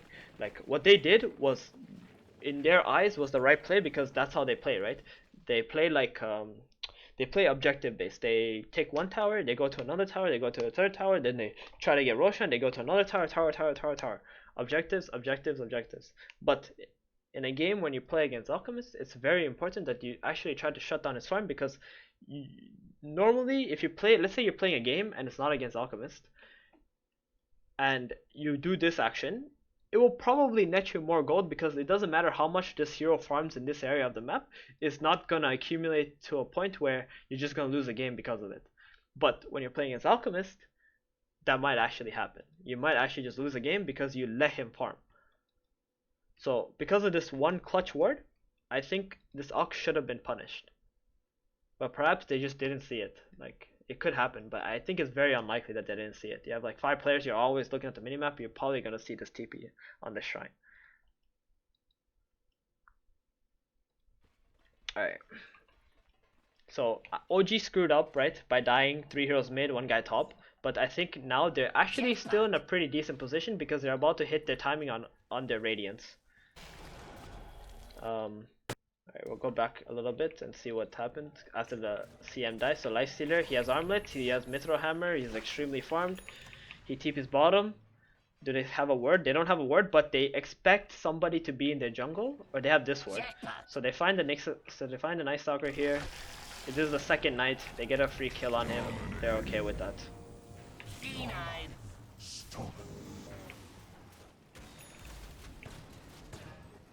And they get another kill on the Clockwork as well, but Alchemist, he's like pulling some creeps top, blah blah blah. They see his relic, they should know that he has Radiance very soon. Very soon he has Radiance. Lifestealer is gonna steal the Alchemist Ancients. Well, 15 minutes about to come up. He should just leave one camp here, one creep here, to be honest. CM goes, bites the Alchemist, Alchemist TP's out, he thinks he's gonna die. Good play on his end. He sells his Star Shield, gets Radiant. Pause. 14 minutes 40 seconds Radiance.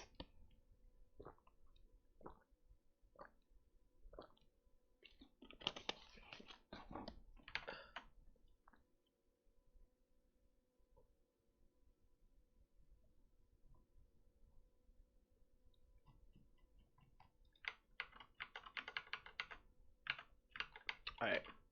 14 minutes 40-second Radiance. This is Alchemist timing.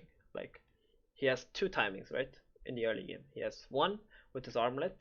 You have some choices to defend some towers, or maybe you help your team get some towers. Second timing, his Radiance.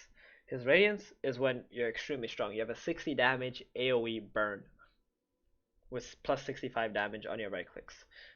This friggin' hurts.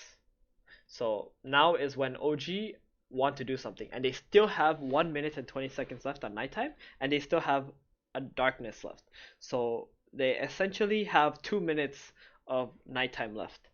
So in this next 2 minutes, OG are going to want to do some action with the Radiance. It's their best choice.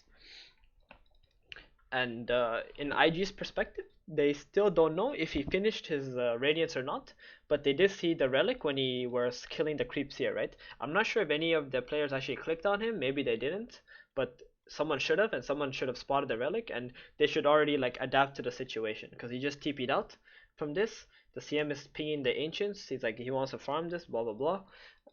And let's see how IG will play when the Radiance is about to come up. Now, if we look at, actually, one more thing. If we look at Radiant Vision now, they actually lost all their wards. They don't have any wards on OG's side of the map.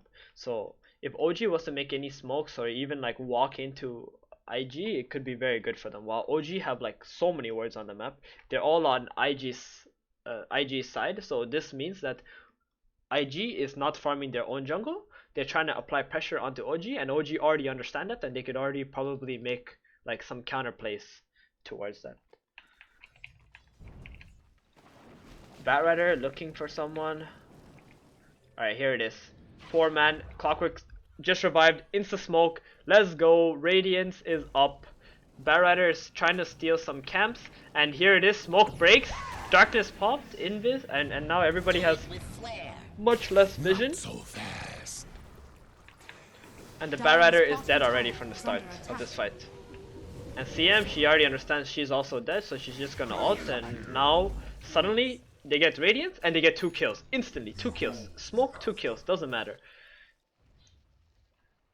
And this wasn't even a situation where they were trying to infest gank anything. Like, it was just a situation where the Batrider was trying to steal some camps.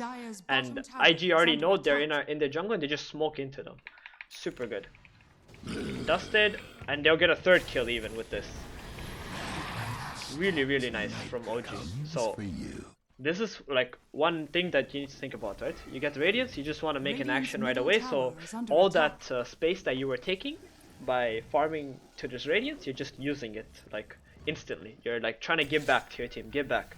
It's very important that when you take space, you give back. So Radiance, he gave back right away. He got 3 kills, now he's back to farming. He's like, alright guys, I'm gonna go back to farming and we're gonna wait for my next timing when I get like bots and manta or something. And look at his net worth, 11. Almost 12k net worth at 16 minutes. This is freaking insane. Alright, we're gonna go back and look at what happened after this. So they killed the Night Stalker, they farmed bottom lane out. They're not going for the tower, very important. You have an Alchemist lineup, you do not need these towers that much. You can just heal up and try to keep looking to, you know, protect your side of the map. Like, how they think is like they want to play. Oh, the hell, I can't draw on this. Alright, how they want to play is like they want to just split the map, you know, they want to split the map in half pretty much. It's okay for them to do that. As long as, yeah, it's okay for them to do that. The only problem that I don't like about this smoke here is that nighttime is over. Because he popped darkness during night, right? He wanted to just give less vision to IG. And that's probably another reason why they didn't actually go for the tower bottom. Because OG sometimes is a team that will go for your towers, but because there's no night, like, they wouldn't do it. But this smoke is kind of weird in my opinion. But they will pop it anyway. They won't have NS night, but like, maybe the Clockwork just feels good right now and he wants to like catch some more people. So here comes another smoke from IG as well. And the OG were trying to break into their own jungle so that they can protect it. And IG is also trying to break into the enemy jungle. And something is happening. What is happening? Someone used a scan. Okay, so IG used a scan. They find someone. They think somebody is gonna go to farm this medium camp, but they're not. So IG come here and the smoke breaks and they instantly see the Batrider. And the Batrider jumps on the Vengeful Spirit. So the Vengeful will die, but the Alchemist gets the stun. Wait, I want to see what the Alch was last time. So the Alch is showing mid, right? So let's see why the Bat ran there. So they see this Alchemist. They want to get the Alchemist. That's who they want to kill. They're not even scanning, like... I'm not even sure what that scan was. So the scan was to see if there was people camping this Alchemist. So they know that there are people camping this Alchemist, but they know that they're here. So they're still smoked, by the way. It's just a replay bug. So the Batrider, he's tunneled onto this Alchemist here. He's trying to run to the Alch, and then the smoke breaks here on the Venge and the Visage, so he has to jump the Vengeful Spirit right away. And now the Alchemist is free to do what he wants. The Rage has been used on the Venge, the Lasso has been used on the Venge, and now the Alchemist can just right-click people in this fight without a problem. And in the back, Clockwork goes on the Nyx Assassin, he's dead, but the Leisler ends up killing the Night Stalker. Dire's top tower is under attack. And the CM will also probably die. Oh no, wow, CM dies to the Visage. So earn charge on his ult. To the frozen waste with you. Okay, so the CM will just die to the Alchemist. Alright, not bad, you know? 3 for 3. I think it could have been much worse, honestly, for IG, because like they were tunneled on the Alchemist. That's who the Batrider wanted to go on. They went on the Venge instead. They got the kill. But you know, like I think OG OG are very happy with that trade. They traded 3 for 3 and Alchemist lives. They're completely content. They know that their timing is when this guy gets 6-slotted and he gives Aghanim's to everybody. Like, they know that's when he's boss. Maybe even a Moonshard to the Vengeful Spirit. So now IG, how did they feel? IG just lost 2 fights. That's how they feel. They took all 3 tier 1s. They should have felt like they were really powerful, but instead they lost a fight here. They lost 3 heroes, and then they lost a fight here. They lost 3 heroes. They traded. They went even, but in their eyes, they lost a fight. And I guess like one thing we should also talk about is like this Tinker, right? This Tinker, he has freaking Force Staff. Like, this is what Clockwork does to you. You pick a Clockwork. I mean, I guess like we can go back and say they should have been caught, blah blah blah, whatever. But this Force Staff, right? It means he does not have a dagger. He cannot join the fight easily. He cannot Force Staff aggressively. It's very hard for him to like utilize his abilities in these fights. He can't just blink in and laser someone because he has to get a Force Staff. He doesn't have a blink dagger. So like if I go back and look at the contribution of this Tinker in the last fight, all I saw was him standing here and casting rockets. He casted like 3 sets of rockets. That's all he could do. He couldn't even run up and laser an Alchemist. So it kind of sucks right now for Tinker. So Tinker has yet to hit his timing in any way. Like, he helped take the towers, the tier 1 tower mid, and he got like 1 kill earlier, but apart from that, like, he has yet to hit his timing. And that's why like Alchemist is somewhat good versus Tinker, right? You're playing Tinker versus an Alchemist, and you're like both your timings are a little slow, so Alchemist is gonna get ahead, because every creep that Alchemist gets, he's just gonna exponentially farm faster. Whereas Tinker, like, he needs the same amount of timing as Alchemist, but he's not gonna have the same amount of impact as an Alchemist in a game where he's playing against Clockwork. So, alright, what happens from here? What can IG actually do? They have a Desolator and Lifestealer. He's not really close to another item. So they still want to play aggressively. They cannot let OG farm. Like, it's just impossible. OG's other heroes are still quite weak. If we see the network graph, Alchemist is the only one who's farmed. All other 3 heroes on OG do not have any net worth in any way. So they still want to be able to kill the other heroes, even if they cannot kill this Alchemist, because he's just playing well. And his team is playing very well around him too. Like, look at his Venge, he's just camping him. He knows if he camps his Alchemist, make sure he farms, at some point they're gonna be able to get this Aghanims on their heroes, and then this Venge will be strong later. Radiant's middle tower is under attack. Here we go. They go for a tower push. I'm not really sure about this. Like, okay, glyph use. Are fortified. So they go for this tower push. They see like their lanes are kind of pushed out. Tinker pushed out some hero, like Nyx showed on top lane. Who's TPing here? Nyx Assassin? Where's the Lifestealer? The Lifestealer is inside the Nyx Assassin. So Nyx and Lifestealer both show top. Lifestealer infests the Nyx. They TP. And they go for this tower. They didn't even use NS ult yet. Night isn't for 2 minutes. So why did they actually go for this push? They felt like it's 18 minutes. Camps have been farmed already, and they just want to take this tower. To be honest, I'm quite skeptical about this play, because I still don't think OG are that strong. Even though they won the last 2 fights, they won the fights because the enemy could not go on this Alchemist.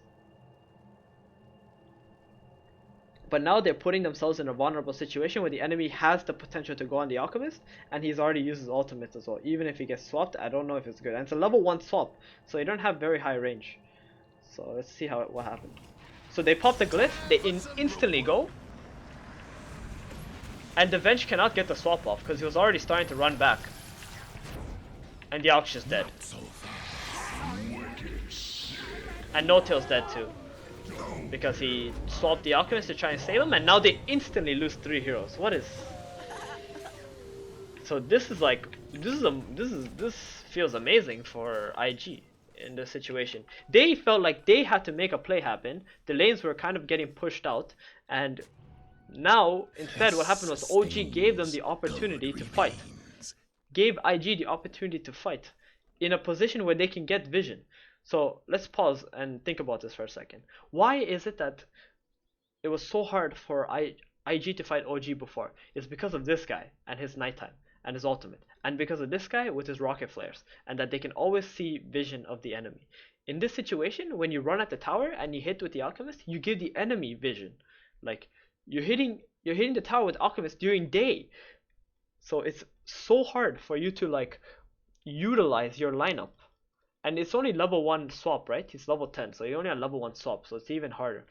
So if we look at like what was happening, maybe I'm just gonna go back and show you guys real quick.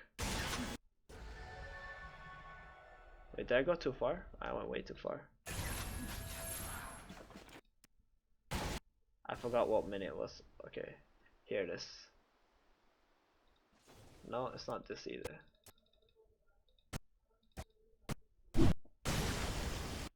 Okay, so here's where they die, right? Alright, so if we look at this, right? I think there was some comms on OG, like that you can see that they see this lifestealer. The moment this lifestealer goes off the map, they want to back off. Like all they actually wanted to do was they wanted to kick this lifestealer out of top lane. They wanted to kick this Nyx assassin out of top lane. They want people to show up on mid lane, right? So they do this. This guy goes off top lane, and they already want to back. Like Nyx already disappeared, but I guess they make like a pretty cool play. Where like he TPs and then he infests on the last second he TPs. And he gets jumped. So I guess that's pretty cool, right? Cause like I think what OG actually wanted was they wanted to hit this tower and they wanted to back off. Cause if you look at the Visage and the Venge in the back, like these two guys, they see this and they're already like, look at the heroes, they're like turning away. Look at the heroes, they're already turning away, they're trying to run away. That's why the Venge couldn't swap him right away, because they already wanted to back. The calls were being made, back, back, back. But the Alchemist was like already too far in front, right? So he couldn't back, and they took the fight anyway.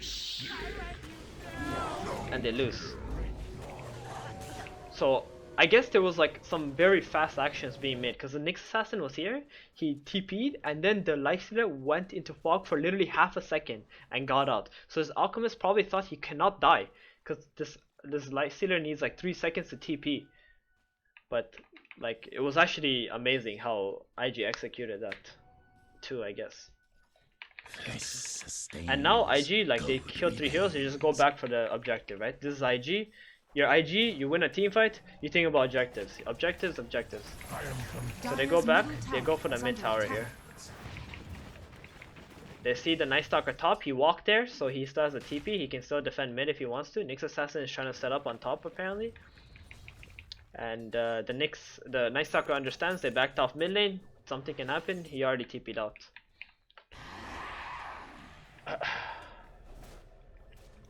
And now the lifestealer went to farm Aegis. It's kind of weird. So it's 19 minutes, right? So he wants to farm this Aegis so that Alchemist cannot farm it after. So Alchemist revives, he wants to TP somewhere. And they have a ward here, so they see the lifestealer, they see him use rage as well. So they're all pinging him, they're like, go, go, go. Alchemist channels the stun, gets a stun on him. Everybody's running in. Are they gonna get a swap? Oh, they get the nice Grave Chill off. And the swap comes out onto him. He does not have rage either. I mean, he doesn't have infest either. Oh shit. Flares here. And just dies. And you know, OG, they're not greedy. They understand they got the lifestealer kill. There's a shrine here. He can buy back. They can fight again. And they already got a very big kill. They're just backing off. So, I think it's kind of like bad by burning there to like farm this when he doesn't have infest. If he has infest, maybe it's a little better, because he can just infest and remove some spells, or he can infest his Battle Rider can blink out, something can happen, right? But he farmed here, he probably didn't expect a ward to be here, but and they get a free kill on Lifestealer, and suddenly this 3 kills that they got from mid lane, like OG just got it all back.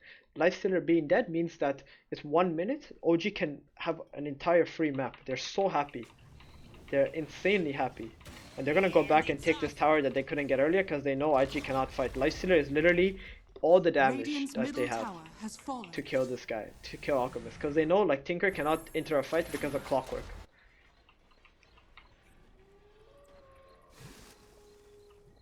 Now it's the third night. And they're gonna farm, they're gonna try and catch some heroes. OG is feeling pretty good. And how is IG feeling? IG now have Lifestealer coming back up. They were playing quite defensive. And he has a smoke ready. So as soon as his Lifestealer is up, they feel like they need to make an action instantly. Because they just lost way too much pressure on the map. And they need to make OG feel scared again. Because for 1 minute, OG just free farmed. Yeah. And now they're instantly smoking because all their waves are pushed out. And someone is going to have to show on OG's team on one of these waves. So this Radiance. And Alchemist is using his illusions to scout out.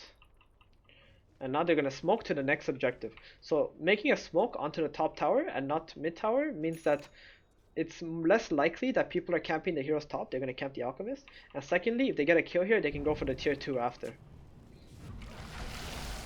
They're just going to kill the Visage. Clockwork TP's out. And they don't even use Lasso. And now they're just gonna connect to the tower.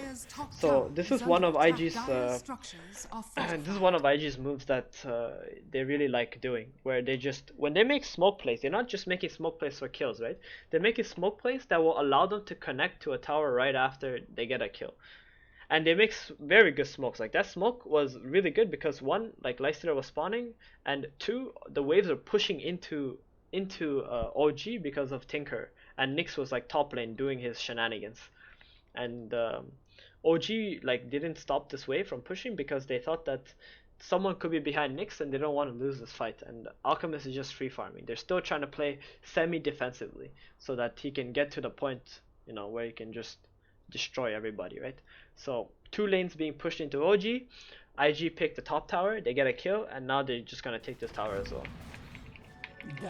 And Clockwork TP'd out, which means he's not gonna be able to do much else.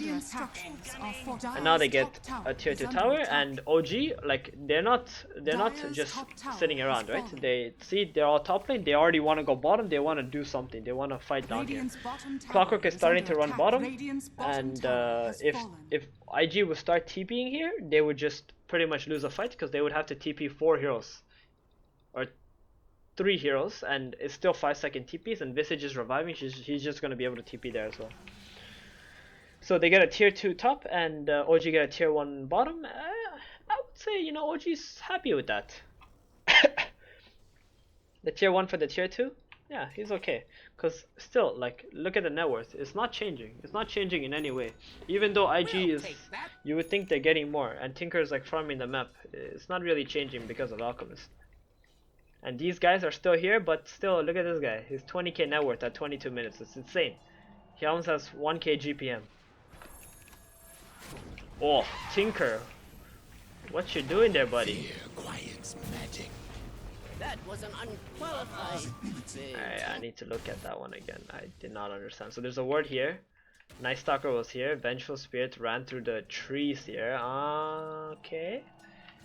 And this Tinker, he wants to remove this wave right now. He could have TP'd here and marched here, but he TP'd on this instead. That was a very greedy play. Like, this is what Force Staff does, right?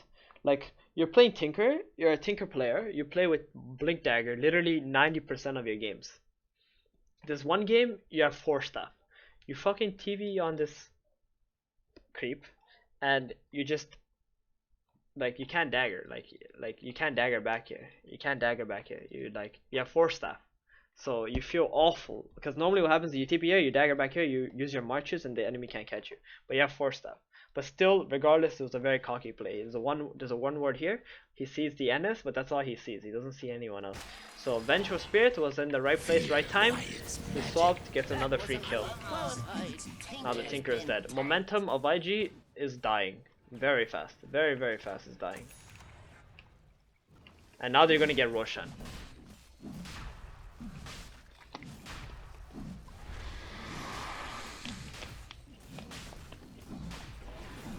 Freest Rosh of OG's life. Players here. Go for my master. Roshan has fallen to the dire. Work for both of Now they have an Aegis on Alchemist, and now IG feel absurdly bad. If they weren't already feeling like shit, now they are like, well, what do we do, guys? All they can really think about is how they can push out lanes and try to achieve some kind of catch. But the problem with catch is like OG have superior vision because of rockets right now. The Night Stalker doesn't have Ags yet. He will eventually have Ags, but right now like these rockets and stuff are going to be very annoying. And they're just gonna like now IG is like, okay, we need to cut our losses. We need to try our best to just farm up and try to wait out this Aegis. Maybe we can get some picks going. That's all they can really do. Nyx Assassin going for some scouting missions, finds the Vengeful Spirit. This ward top sees the Tinker again. And Avengers walks away. So we're gonna see some, you know, quite a bit of passive play for now, because like Alchemist is still trying to farm his items. He went plate mail first before he buys the Octarine. I think it's a pretty decent choice because he wants to be able to tank against the Lifestealer. He doesn't want to just die to a Desolator and AC.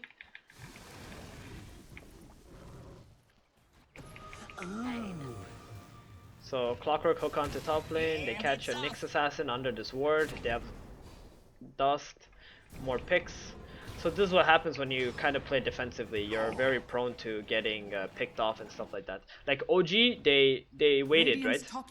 They get this Aegis and they wait a couple minutes. They wait and see like how the flow of the game. They're like testing the waters. They're seeing what's happening. They're waiting for this Octarine as well, but they're like seeing how IG is playing. They notice that IG is just trying to get lanes out. They're trying to push out lanes so they can make some plays happen.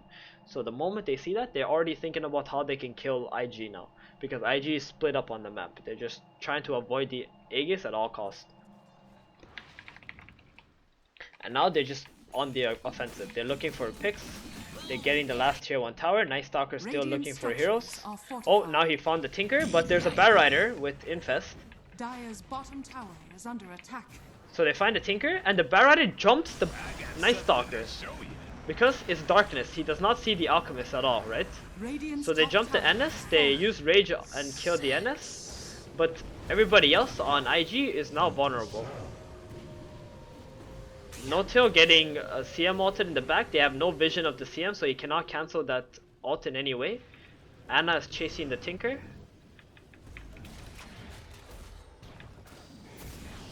And he's gonna kill this Tinker here. And the CM dies as well, and they can't even kill his Alchemist. He has a playmill. Like, it's actually as simple as that. If he had Octarine here instead of playmill, he would have died, because he just has more HP and no armor, and then Lifestealer does more damage against heroes who have high HP.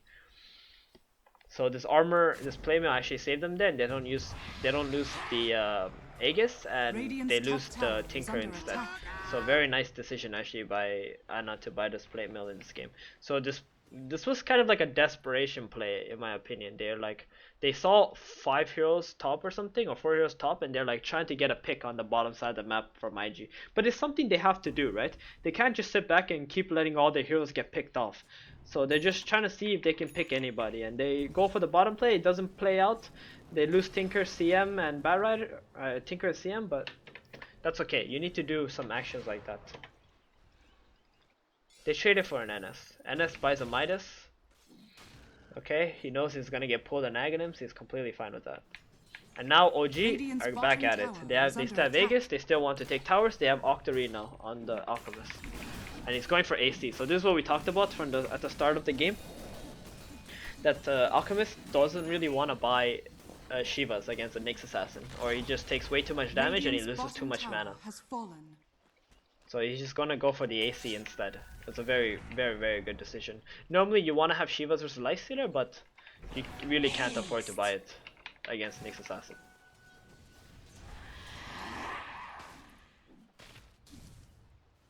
And now it's like some very calm time for OG because they're still farming. They still know, they're chill. And IG still stressed, very stressed. They still need to try and get these lanes out. So they're grouping up on mid. They're trying to they have a smoke ready on CM. He's trying to get some lanes out. And this Clockwork is destroying them right now. Like, look at this plays, man. This Clockwork is like, yeah, you want to smoke, homie? I'm gonna freaking rocket you right now. Bam. They see 3 heroes here. They're like, oh, I just like, well, all right, we're not smoking, I guess, because they just saw all of us. No point to smoke, even if we get our lanes up. Another rocket comes. Boom. Sees the Bat Rider and the Lifestealer. Like, this Clockwork is absolutely destroying them. And now it's about to hit nighttime again. Night Stalker uses his ultimate, and it's gonna be nighttime for like 5.5 minutes.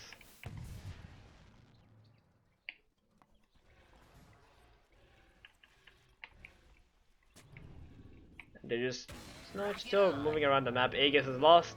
AC will come in, so 3 minutes from now, they're at 31 minutes, Roshan can start spawning. And what will they do while Aegis is down? They don't have to do anything if you're OG. If you're OG, you're chill. But if you're IG, you know Aegis is down, you need to try and do something. So, wait, Night Stalker get caught here? How did he get caught? So, what is he actually doing? So, he gets the bounty rune and he wants their bounty rune? So, he has his ward, he sees it, he's going for their bounty rune. But Illusion. that sucks. I don't think he should have kept running when he saw the Bat Rider. He thought like he wouldn't see him, but there's a ward here, so he just a freebie for IG. It's alright.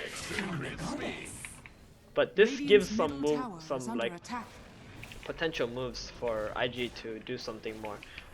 And at this point, like OG understand that NS just died, and IG want to run into them and try to get more picks.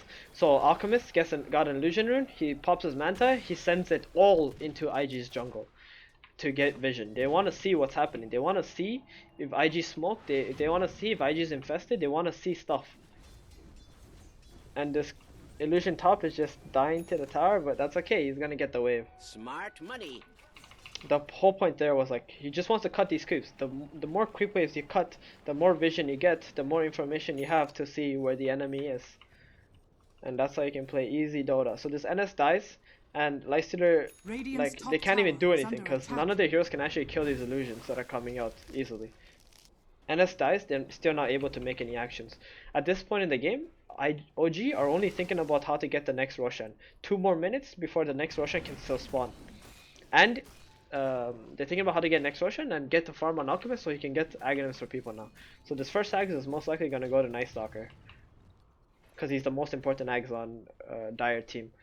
If he gets Aghanims, he's gonna have the superior vision, and then they can completely choke out IG with the next Aegis, and they can take the towers as well. So OG actually decide to go for a smoke play here. Very interesting. All their lanes are out. They're okay with this. CM is showing mid. Ana runs at the CM. Oh, the rocket into the stun! Hype! So that was a pretty nice play. They're gonna get a hook in now. They're gonna get 2-man cog. They're gonna kill both the Nyx and the swap onto the Bat Rider. The lasso is cancelled. No-Tail forces himself out. 2 heroes dead. Radiant's middle tower is under attack. And the rocket was not up to get another rocket into a stun play for the Alchemist. That's a pretty cool combo actually. At nighttime, you just charge stun, run in with the Alchemist. You're very fast. You have 500 MS. 500 MS. And if you get fogged, Clockwork rockets for you. Boom, stun. Really sick plays. Radiant's middle tower has So fallen. 2 free kills. It's okay. Like I don't think it was a necessity, but it was a good. Like they didn't even need to be smoked, right? I guess they need to be smoked because they don't have a gem. Okay, let's pause for a second.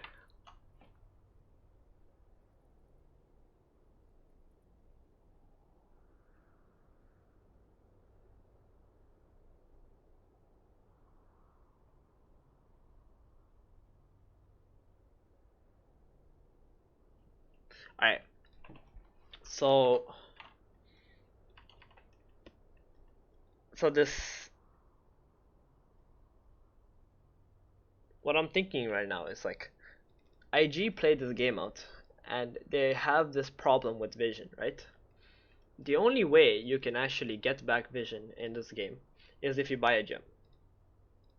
But IG decided not to buy a gem in this game.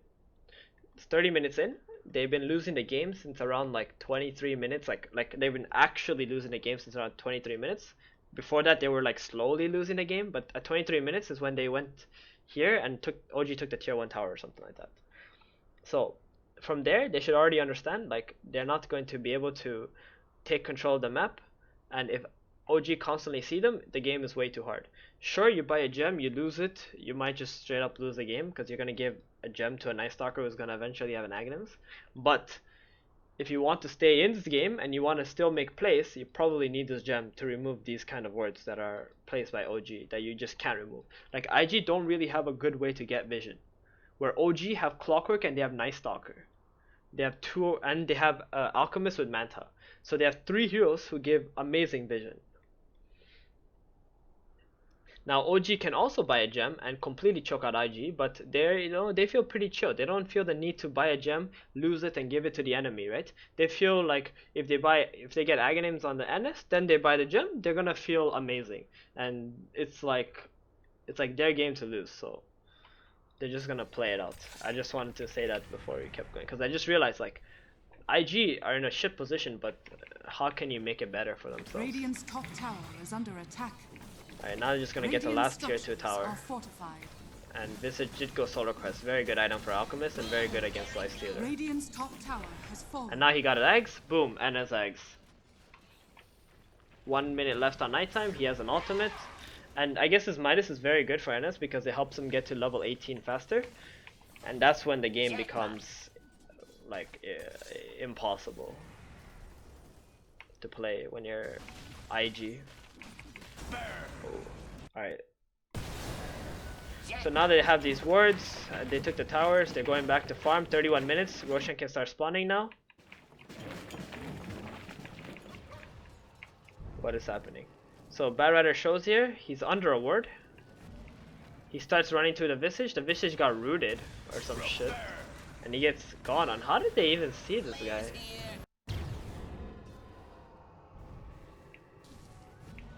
Oh, there's a ward here. Never mind. I was like, yeah, there's a ward there. You just saw him and he gets lassoed free kill for the Visage. Roshan can be up now. If Roshan's up, Visage would just buy back and defend it. So IG is like, okay, we can't do it. We just need to push out the lanes. Tower is under attack. And now OG have put birds into the Rosh pit and they're just gonna wait. And Bad Rider's also checking Roshan. And Anna's just gonna get a free kill on CM, alright. I mean, this happens when like you're playing against a lineup that can just push out lanes. Nothing you can do about it. You're just so desperate to get these lanes off so you can make actions that you're just dying. And now he's going for another Aghanims. Like this is fucking insane. Like it's just Aghanims. It's just Aghanim simulator happening right here. Farm simulator. Farming for Aghanims. And then what do you do once you farm your Aghanims? You farm for more Aghanims. Who's gonna get next Ags? Probably the Venge, right? I don't. Maybe Clockwork because he's playing against Tinker. You just want as many hooks as you can. But Venge Ags is good because she's the carry and she needs like these stats. She's like, once the NS got Ags, his net worth went so high. So right now, still IG are gonna make a smoke play. They know that Roshan is about to spawn. They want to really get a big fight, so they don't give OG another Aegis. If they give another Aegis, they feel like it's way too hard to play the game. If OG don't screw up, they're gonna go check Rosh. Rosh is not up. They're gonna look for picks. OG knows something is up. OG always know if Roshan's up because of these birds, and they'll know if IG will hit it, so they don't care about playing on the other side of the map. OG is playing as far away as possible from this Roshan while they don't see any hero on the map, so they cannot get picked off. If they play here and OG somehow manage to get picked off, they can buy back TP on the shrine, or even if IG win the fight, they cannot get Rosh after that because they're gonna be too weak. And they have these birds, so it's a game of vision, right? And it's also daytime right now, so they don't want to risk anything while it's daytime. And NS does not have his ult up. So extremely good play from OG to counter IG's play, and very good play from IG as well, because that's actually the only option they really had in this game to try and do something. And now, like, even though OG can kill Roshan very fast, they're not gonna rush it. They're gonna wait for the better opportunity. They're gonna wait for the next nighttime. They're gonna wait for even the next Ags and buyback if they want. They are in no rush to do anything. Let's look at the gold graph. They're down almost 20k gold now on OG. Like, this game turned Like it's this is what I'm talking about, right? 24 minutes was when they were actually starting to lose, and now it's 34 minutes. 10 minutes of complete free farm for OG. OG make a smoke play. They want to try and make a catch. Since the lanes are pushed out, it's very likely they're going to get a hero pick. And then they're going to be able to do Roshan after that. So they kill the CM and they're like, you know, good enough. We got a kill. We're going to go do Roshan. If IG want to contest, they have to run through all our illusions. And they have to buy back, and they have to TP heroes on the shrine. And they did give Clockwork the Aegis, the second Aghanim, so that's pretty nice. And now he's going for the third Aghanim already. Work for both of us? Get better. Oh wait, the Clock already had Ags before, right? Oh. Okay, so the third Ags is gonna go to the Vengeful Spirits for the stats on their one position hero.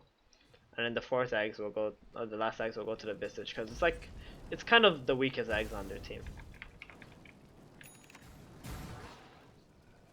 Now they're just using the Zags, and Night Stalker has Gem with Quelling Blade. He's dewarding everything. IG is completely choked out. Bat Rider will just die here. And Copper gets a hook onto the Nyx. Doesn't get the Cog though. Homing in.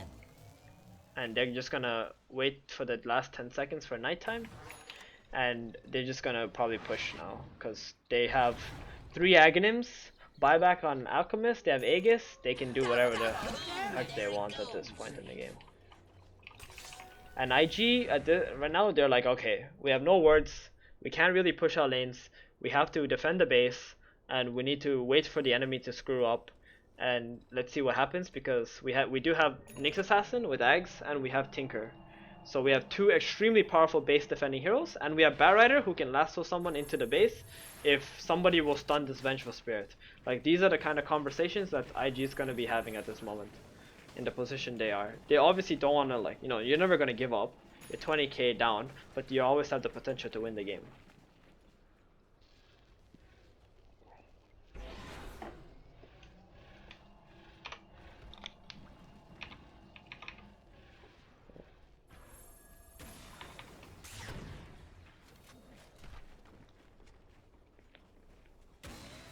With flair.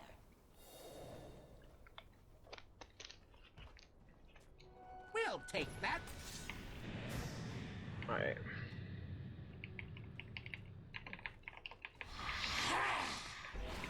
So now they're just cutting all the creeps, farming some more. Are they waiting for any items? He's getting Blink on bench, so you can always Blink swap someone. Night Stalker is also getting Blink Dagger, easy to get on the Tinker. Clockwork is getting Lincoln, so you can use it on the Alchemist to push. All very good items. Lifestealer is trying to finish his Abyssal Blade. Okay, so here it is. They're grouping up mid tower. They want to push. Oh shoot, I didn't get the timer on the Roshan. Whatever, it's fine. So they have a Lotus Orb.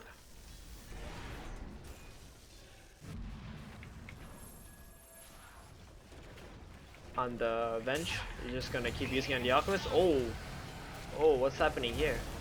Wait, that's pretty cool. All right, let's watch that again.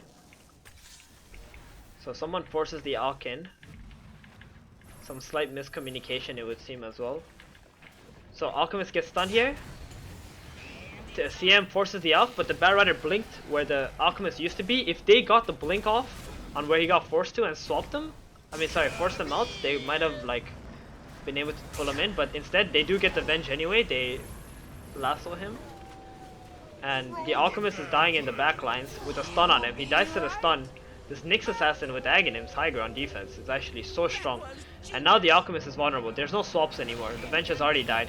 The Alchemist gets stunned, and OG already understand, like, this is a lost cause, so we just get out.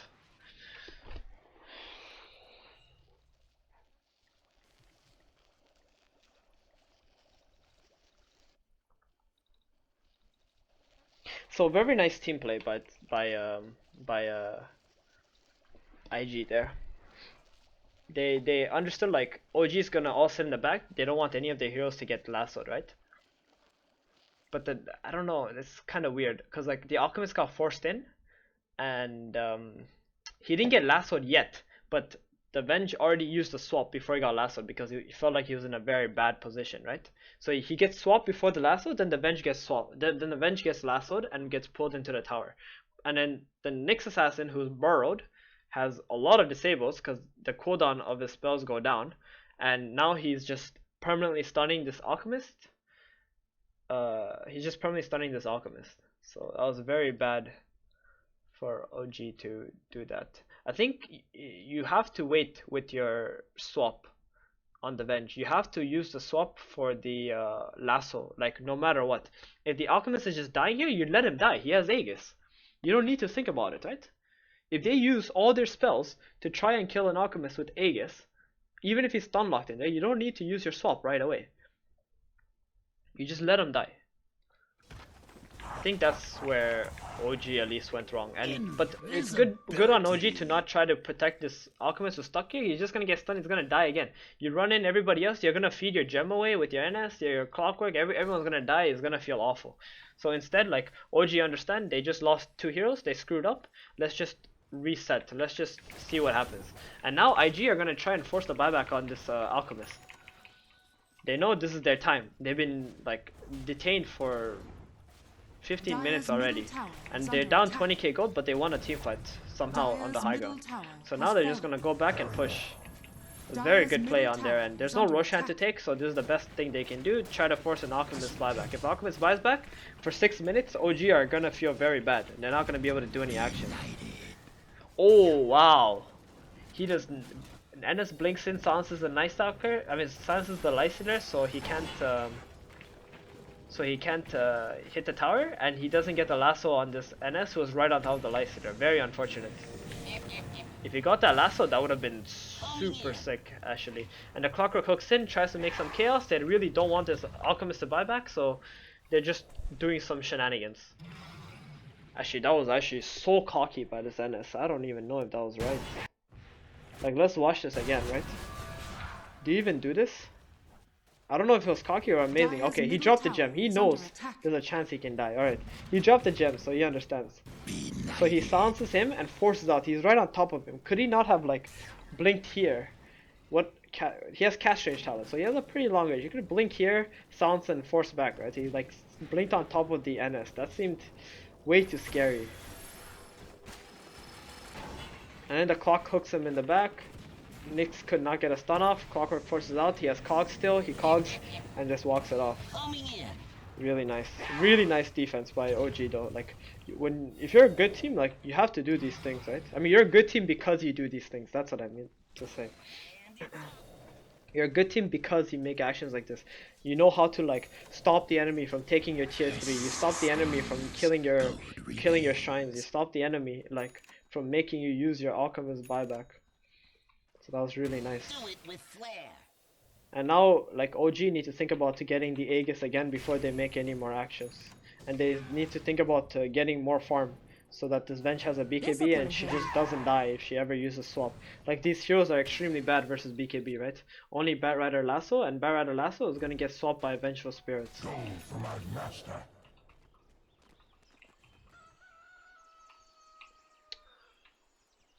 Alright, there's a pause. So I'm just gonna check.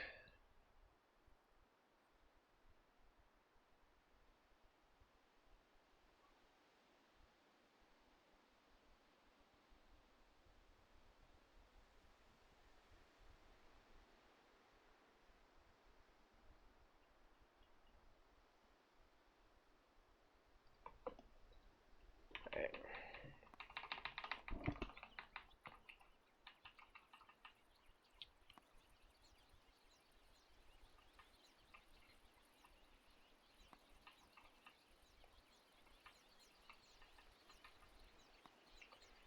It's a long pause. Visage has pipe. He's going for BKB now on Alchemist. It's gonna be his 7th item, so he can just swap it in and use it and swap it out. It's very good. And then after BKB, he'll probably buy Visage the Aghanim's.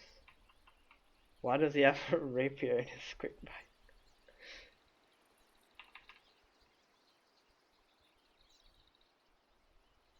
A really long pause, jeez. Oh, what was it? Somebody had Somebody's not well. Did they actually have to go poop in the middle of a game? I don't think so. Maybe someone who watched the game live knows. It was a really long pause actually. I think we went through like 15 minutes or something. Alright, so now we're back. 4 minutes left on nighttime. He's still not level 18 on NS yet. Rock it on. 2 goes into 6. He really wants to get his level 18. He got it now. He's got level 3 ultimate.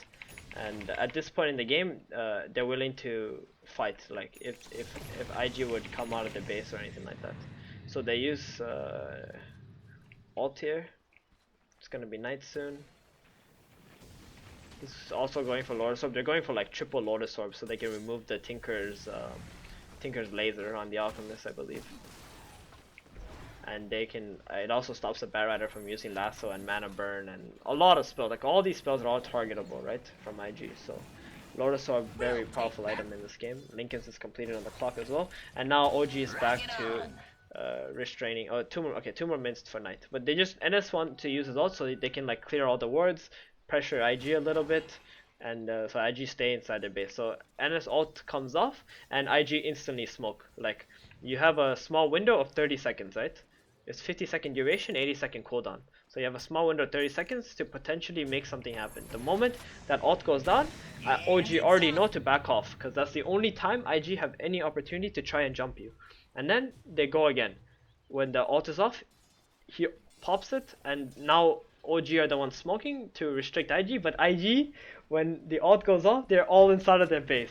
So it's pretty much like, you know, hide and seek. That's what's happening. And they're gonna get a ward here, so that's really good. They killed this ward, and now IG again are back to the same situation they were in before OG went high ground and died.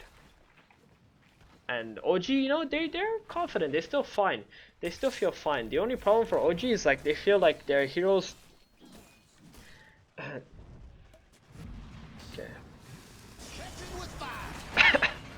So they before the NS ult goes on, so when NS ult is going on cooldown, they try to make a jump play. They catch a Visage here, and oh no, the Lifesteal actually gets swapped in. He's most likely gonna die. He's trying to infest something. The Clockwork hooks the back line, and another Rage comes off. They're trying to kill the Clockwork, but he gets swapped out. He's alive, and now Lifestealer, he's gonna get forced out. He has no Rage anymore. And they should probably just set up for the Crystal Maiden. Yeah, they will set up for the Crystal Maiden here.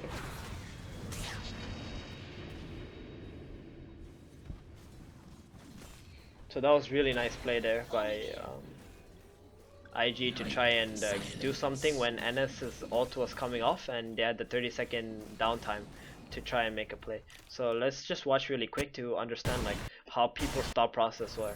Because IG only have one option, right? Their one option is to try and catch someone. So how did they actually see this Visage? I'm not sure. I actually don't know how he saw the Visage there. Okay, so this is their vision. He uses Firefly. Oh, the Nova. The Nova showed him. Because he only has like 500 vision, right? Yeah, he only has like 500 vision. So the Nova shows the vision. Alright. So we go here. Where's Clockwork? Clockwork is coming in. Visage just jumped. He tried to hook the Bat Rider. Gets lassoed in. Visage dies to the Lifestealer inside. Clockwork is waiting for the next hook. This hook is, he's looking for the Tinker. He really wants the Tinker. If they're gonna take this fight, he has to get the Tinker. So he's getting a good angle. He sees the Tinker. Lifestealer is getting gone on. He's gonna go for the backline. Boom. All Clockwork thinks about in these fights is actually going for the Tinker. It's very important that he does that. He didn't have cogs up, so he couldn't cog the Tinker in, but he will cog him back, force out, and then he gets swapped out. So if they were going to kill this Lifestealer, he needs to catch the Tinker, so the Tinker can't just blink in and laser everybody and hex. So this could have been an extremely bad fight for OG if had the Clockwork not done that play. So very good on S4 to do that. Because I was wondering where the Tinker was to try and counter this fight on the Lifestealer. Because if he gets a laser off, the fight's completely different. and a Hex. Night. So it gets hooked, and the Tinker has to Hex the Clockwork to try and kill him instead. Alright, so time goes on, and you know, we're back to where we were, and OG is still waiting for Roshan, right? That's all they're actually waiting for, is just Roshan. All they care about is the second life on this Alchemist, and they can just go and push high ground again. Like that's how you win this game. It's like you get the second life, bench keeps on scaling, and Jackpot. that's how you're gonna end this game. And IG still in the same predicament. They're just gonna keep playing the high ground defense game. They're not in any position to just run out. And again, time again, we see the benefits of having these vision heroes like Night Stalker and Clockwork, who can just constantly choke out the enemy and allow your other heroes to push lanes out. So let's fast forward a bit.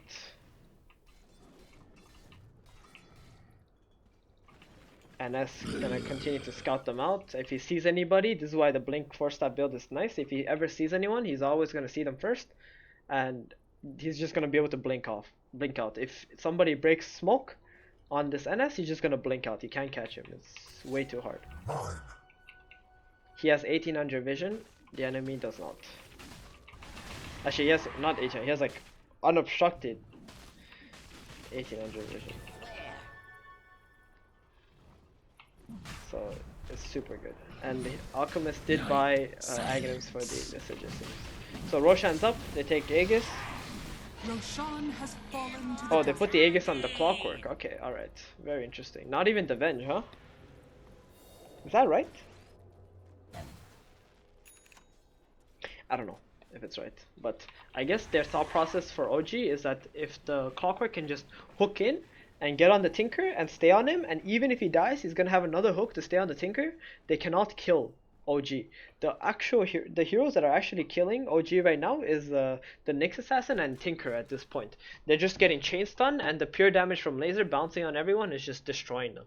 So what this tells me when I see this Aegis on the Clockwork is that he's going to he's just gonna permanently look at Tinker and just try to jump him. Nobody else. He doesn't care about anything else. He doesn't even care about like a Bat Rider lassoing someone, because the Venge will take care of that. So OG is just planning out how the team fight will work and how they will break high ground. And honestly, they don't even need to like push high ground right away. They can wait a little bit longer. Say you have Aegis, right?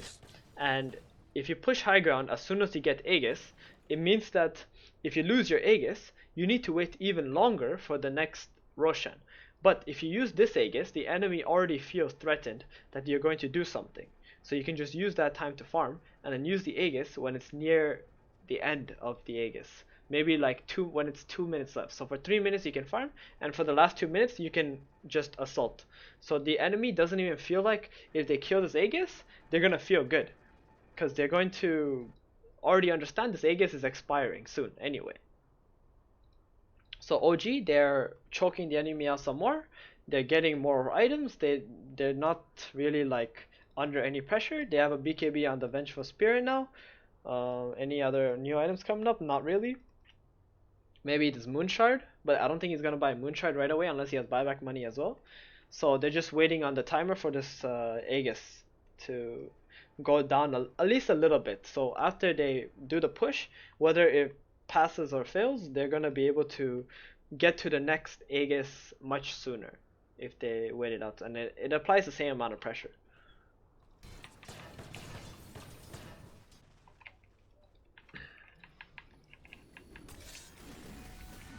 And are they waiting for level 25s?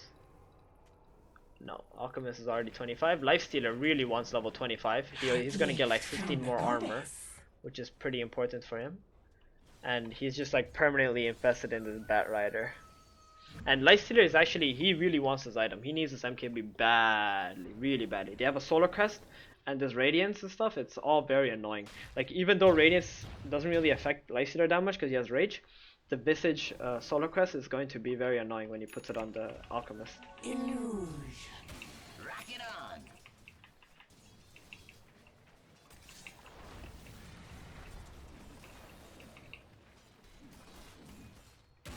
And it's off. And it seems like they're grouping up on mid. It's day now though, 3 minutes, but they want to use this like timing. They want to use the Aegis timing, so they're not gonna just sit back. If they wait till next nighttime, it's not worth it for them. They will just pop out and try to do some stuff. Like OG are playing it safe, right? Because they know. Okay, so here it is. Ultimate popped. They saw Firefly. They understand Firefly is gonna be on cooldown very soon as well. Venge is in a position to swap the Alchemist only if he gets swapped in. Are fortified. I mean, only if he gets lassoed in. Here's the lasso. Instant swap should come out right now. Here it is. And where's the clockwork? He's chilling. He's waiting. He's waiting for the Tinker to show. And now they don't have lasso. I'm not sure why IG actually made that move there. If they wanted to stop him, they have to like try and stun this Venge somehow in the backlines, but they can't do that. So now the clockwork is watching. They broke the tier 3. And the clockwork hooks in. Who does he catch? He tried to catch the Bat Rider, doesn't really get him, it's fine. He has another hook in 8 seconds. Alchemist is stunned. They need to start backing up soon though, because Night Stalker ultimate is gonna get out. So Venge swaps out the Alchemist, forces out. They're no longer in a bad position anymore. They can just wait the next 30 seconds if they want. Okay, they're just gonna hit this with BKB. Alright, very nice. Alright, so they had exactly 8 seconds left on Darkness, and Alchemist uses BKB to kill the Rax. And that's like a 10-second BKB, right? No, 9-second BKB. So. And meanwhile, top lane, oh my god. I didn't even notice that. Alright, I'm just gonna go back a little bit.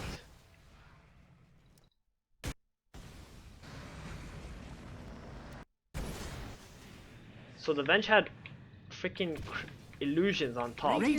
So this fight, while all of this was happening here, this thing was happening up here. 3 birds and 2 wagons with Venge Aura were killing the tier 1, the tier 3 top, and the Tinker couldn't even show up on bottom side of the map because he had to defend top. And now these birds are gonna hit their axes. So absolutely insane play from OG to do this. They go bottom. This is why you don't go mid, right? You go bottom because you split up the enemy. You go bottom and then you send these bursts to split push top, and you're playing on the 2 opposite sides of the base, and the enemy can't be on both ends. If they send anyone top, they're gonna lose the fight on bottom. If they go on bottom, these familiars are gonna just take top. So that's very nice. And then this Alchemist, when there's 8 seconds left on NS's Darkness, he uses BKB and kills this Rax. I think it's actually a very underestimated, like undervalued move. Like just to pop your BKB and kill this melee Rax, it applies a lot of pressure on the enemy, and they already cannot go on you because Lasso is still on cooldown, right? And secondly, you might think you'll be vulnerable because NS's ult is dying out, and you don't have BKB on Alchemist. But these birds that are applying pressure top means that if you chase after them here, it's not even guaranteed you'll win the fight, but you're going to lose the top Rax. Like that's guaranteed. You will guarantee lose top Rax. So IG would have had to make a risk, right? They would have to either chase them out. So BKB kills this. They have to chase them out here because NS ult is dying out, or they have to decide to, okay, we can defend high ground another time. Let's defend top. So they just decide to defend top. And now OG killed the tier 3, they can just kill the shrine. Now they kill the shrine. And these birds are gonna be super annoying. He just resummoned his new birds as well. This is where the game becomes insane. Like I actually think at this point it just becomes impossible for IG. They need some kind of miracle to try and they need some kind of miracle where OG just screw up and Lifestealer has MKB, and then he buys a rapier and tries to like kill the enemy base, because he's the only one who can actually kill buildings, and when you're the only hero that can kill buildings, you need a rapier in this kind of game. Radiant's top barracks are under attack. Alright, so now they go on mid lane. Illusion's hitting top. Very interesting hook there. Now he doesn't have a hook for the Tinker, and the Alchemist just gonna get forced out and swapped out. Lasso still hasn't been used yet. He can use the lasso, but his blink is getting cancelled by something. Oh, the rocket cancelled the blink. Super nice rocket by Clockwork. Now the Venge gets his BKB off. And they use lasso on the Alchemist, but the Lifestealer is silenced and he doesn't have rage. But he does get pulled into the enemy team, gets stunned by his own stun, but the Nyx also gets stunned, so he can't Carapace the Alchemist. He gets forced out, he gets swapped out again. And the Bat Rider's dead. Oh, that was actually so many cool plays happening there. Then the Bat Rider almost made like, or the Nyx could have almost stunned this Alchemist, but then the swap was up again, so he's just saved. This Alchemist is just way too tanky with Solar Crest. He just gets swapped out and then the Venge just forces himself out afterwards. And this will keep on happening. And now Bat Rider is dead for 50 seconds. Now BKBs, Burning uses his Abyssal Blade. Clockwork, always watching. Let's go back again. Watch the Clockwork's positioning. So Clockwork, he's always watching the Tinker, right? He's only thinking about the Tinker, because the only person who can kill the Alchemist at this point is the Tinker. So he sees the Tinker, he's in good position, picks up the gem. Rock it on. They go on this Alchemist, and now he knows that the Tinker is thinking about the Alchemist. He just hooks in, cancels his rearm, and it's super annoying. And now this Lifestealer is like super vulnerable back here. Radiant's top barracks has fallen. Radiant's top barracks are under attack. He has another swap, Aghanim swap, swaps out. Radiant's Another bottom rage used by barracks has fallen. Lifestealer. Clockwork still looking at the Tinker. It's actually Boom, there it so goes. difficult for IG to try and fight against OG right now, because they're thinking about every possible situation. And here's a silence into a swap out, and he Orcas the Maiden, and now the Lifestealer is dead. He has buyback, but he doesn't have MKB. This is so bad for IG. He didn't have MKB, and now he died Radiant's too. middle tower has Now fallen. the Solar Crest is still doing so much work at 52 minutes in the game. Normally items like Solar Crest would already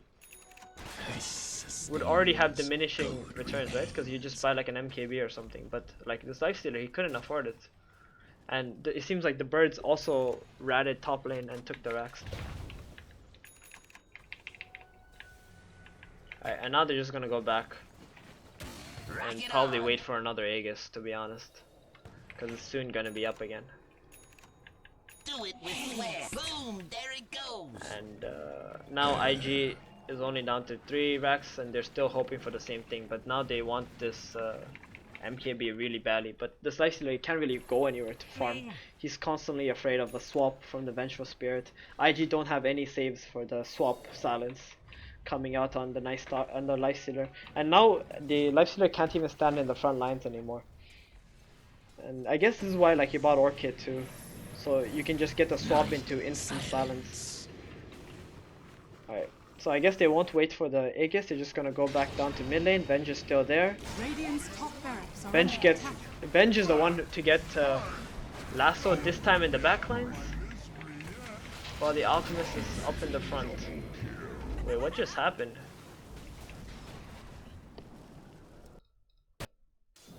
Alright guys, this is it. This is what IG have been waiting for this entire game. So Visage and Clockwork are top. They're not ready.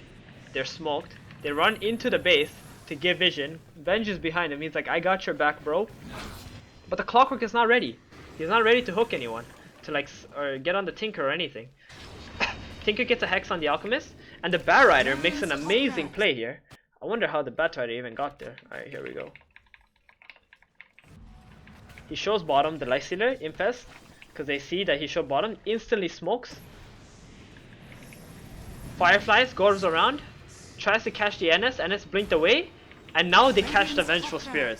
So it's actually extremely lucky that NS jumped away from the Bat Rider, and now the Venge got caught. He got caught in the back, so the Alchemist who was stun locked by the Alchemist, the Alchemist was stun locked in the back by the Tinker, gets killed by all the pure damage and the CM ultimate. And this is why it's really important that they don't do this while the Clockwork is not in position to go on the Tinker. Radiant's top barracks Because look are at this, under attack. she just dies to all the magical damage. It doesn't matter how much armor you have, you're just gonna die to Dagon 5, Dagon 4, and Nyx and CM. Nyx CM didn't even use her ult there. And now you just lost your 1 and 2 position. Radiant structures are fortified. And IG is time for them to go back and make the push again like they did last time. Try to force something, maybe get a tier 3 and a shrine, maybe even racks, maybe at best case they're gonna get buybacks, right?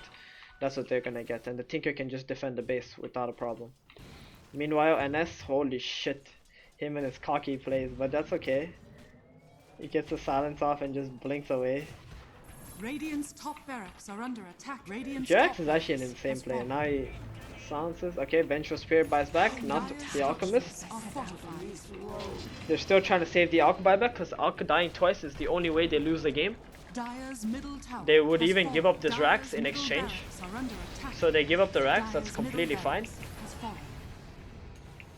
They swap in the Nyx Assassin. Vengeful Spirit gets lassoed in the back. He has no buyback, but he has a Lotus or he has a Solar Crest on him and Linken's. Very hard hero to kill. Nyx has died, and now Clockwork has cogged in the Lifestealer, and the Alchemist didn't buy back still. Very good from the Alch not to buy back here. But Burning, he doesn't have buyback actually. Maybe it was worth it for him to buy back and kill Burning because he doesn't have it. And now Burning is just stuck. And Alchemist revived without even using buyback. And the Lifestealer is inside of a creep and they're trying to fight in the backline. Where's the Tinker? Tinker is stuck here. He can't do anything. And they're both dead. The Nyx Assassin has no buyback. Lifestealer is out. He's trying to man fight. Hope to accomplish something, but he has no buyback. Nyx has died without no buyback, and Lifestealer also died without no buyback. Alright, GG. So before this game ends, like, there's one really important concept, right, that you need to understand. If you die and you screw up in front of your base, and they come back to push you, the only way you can lose this game is if Alchemist decides to buy back and dies again. So you already know you're very far ahead and you just screwed up. Like you just screwed up yourself. The enemy didn't really beat you because they're like outscaling you or anything. You just screwed up. You just give them this Rax, let the enemy go back, wait out the Alchemist timer. They only have a Lifestealer core who can like kill buildings. They're not gonna take all your buildings, and you even have a tier 2 bottom, so they can't even get megas. They can't kill their stone, so you just chill. Even though this fight was happening, and it looked like Venge could potentially die with no buyback, and Alchemist and the Lifestealer is in the fight without buyback. You would think Alchemist would buy back even with 20 seconds left. You don't want to buy back. You really don't. Because you know you're going to win this game anyway. And if you buy back and then by some chance you die, that's how you actually lose the game. Because IG is already in front of your base. You die with Alchemist, you're just going to kill yourself. So they chill, they wait, and the fight goes long enough for Clockwork to get some hooks in and Alchemist to revive. And the two heroes who bought out, Lifestealer and Nyx, they were stuck here, they died, and the game is lost. So OG, they played this game like as a battle of, I don't know, it was like, it was not very possible for OG to lose this game from the position they were in after 25 minutes.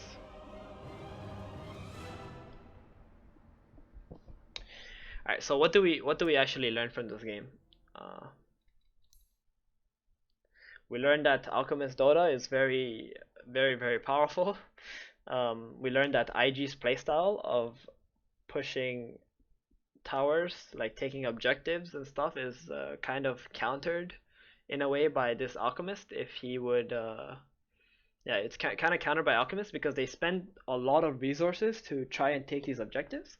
And while they spend a lot of these resources to take objectives, Alchemist is getting more net worth than any other hero would.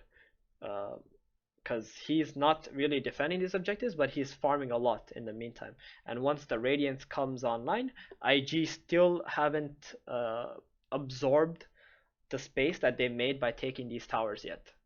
So when the Radiance comes online, IG is like still trying to use the map control that they received, but they can't because there's a Radiance Alchemist and some kind of team fight running into you, and all your lanes are being pushed out instead. And personally, watching IG's play in this game, I don't think they're a very good team against Alchemist. They didn't really think about how to shut him down apart from getting that one word out that Boboka did in the early game. So looking forward, I don't think IG should ever play against an OG Alchemist, or if they do play against an OG Alchemist, they're gonna need to like rethink their strategy somehow, or they need to think about how to shut down this Alchemist and still be able to play their objective based gaming. Whereas the OG, I think they just got a lineup they were happy with, and if we talk about like what we talked about in the draft, like this Vengeful Spirit, he was kind of a liability in the early game, in the laning stage and whatever. But once they survived the laning stage and they got this Radiance Alchemist, like the game completely changed, right? And eventually he farmed to a point where he just became a beast. The Lightstealer couldn't even kill this Vengeful Spirit during an entire rage duration. And the swap was actually the biggest reason why they're capable of even trying to attempt pushes in this game. So that was really nice. Um, yeah.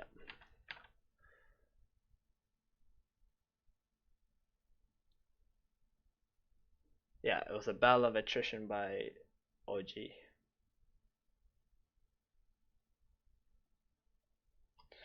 Alright, guys. Well, that was OG versus IG game 1. Don't worry if you missed the draft analysis or you missed the early game or anything. All of this will be uploaded onto YouTube.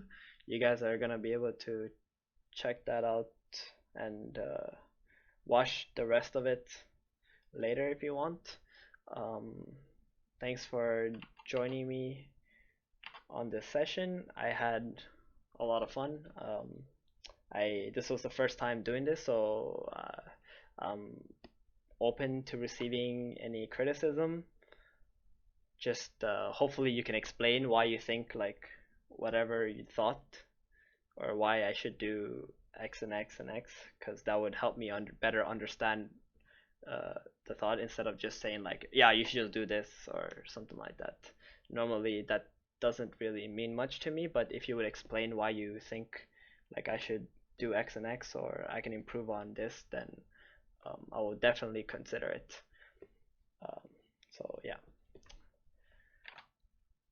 And depending on your guys' feedback, I'm going to do the rest of the games as well. So IG versus OG game 2, game 3, and then the newbie series, and then the grand finals. And we're gonna be able to see how IG grew from all these games that they played, especially against the games against OG, since they lost in the upper bracket, and then how they evolved into this team who won the grand finals 3-0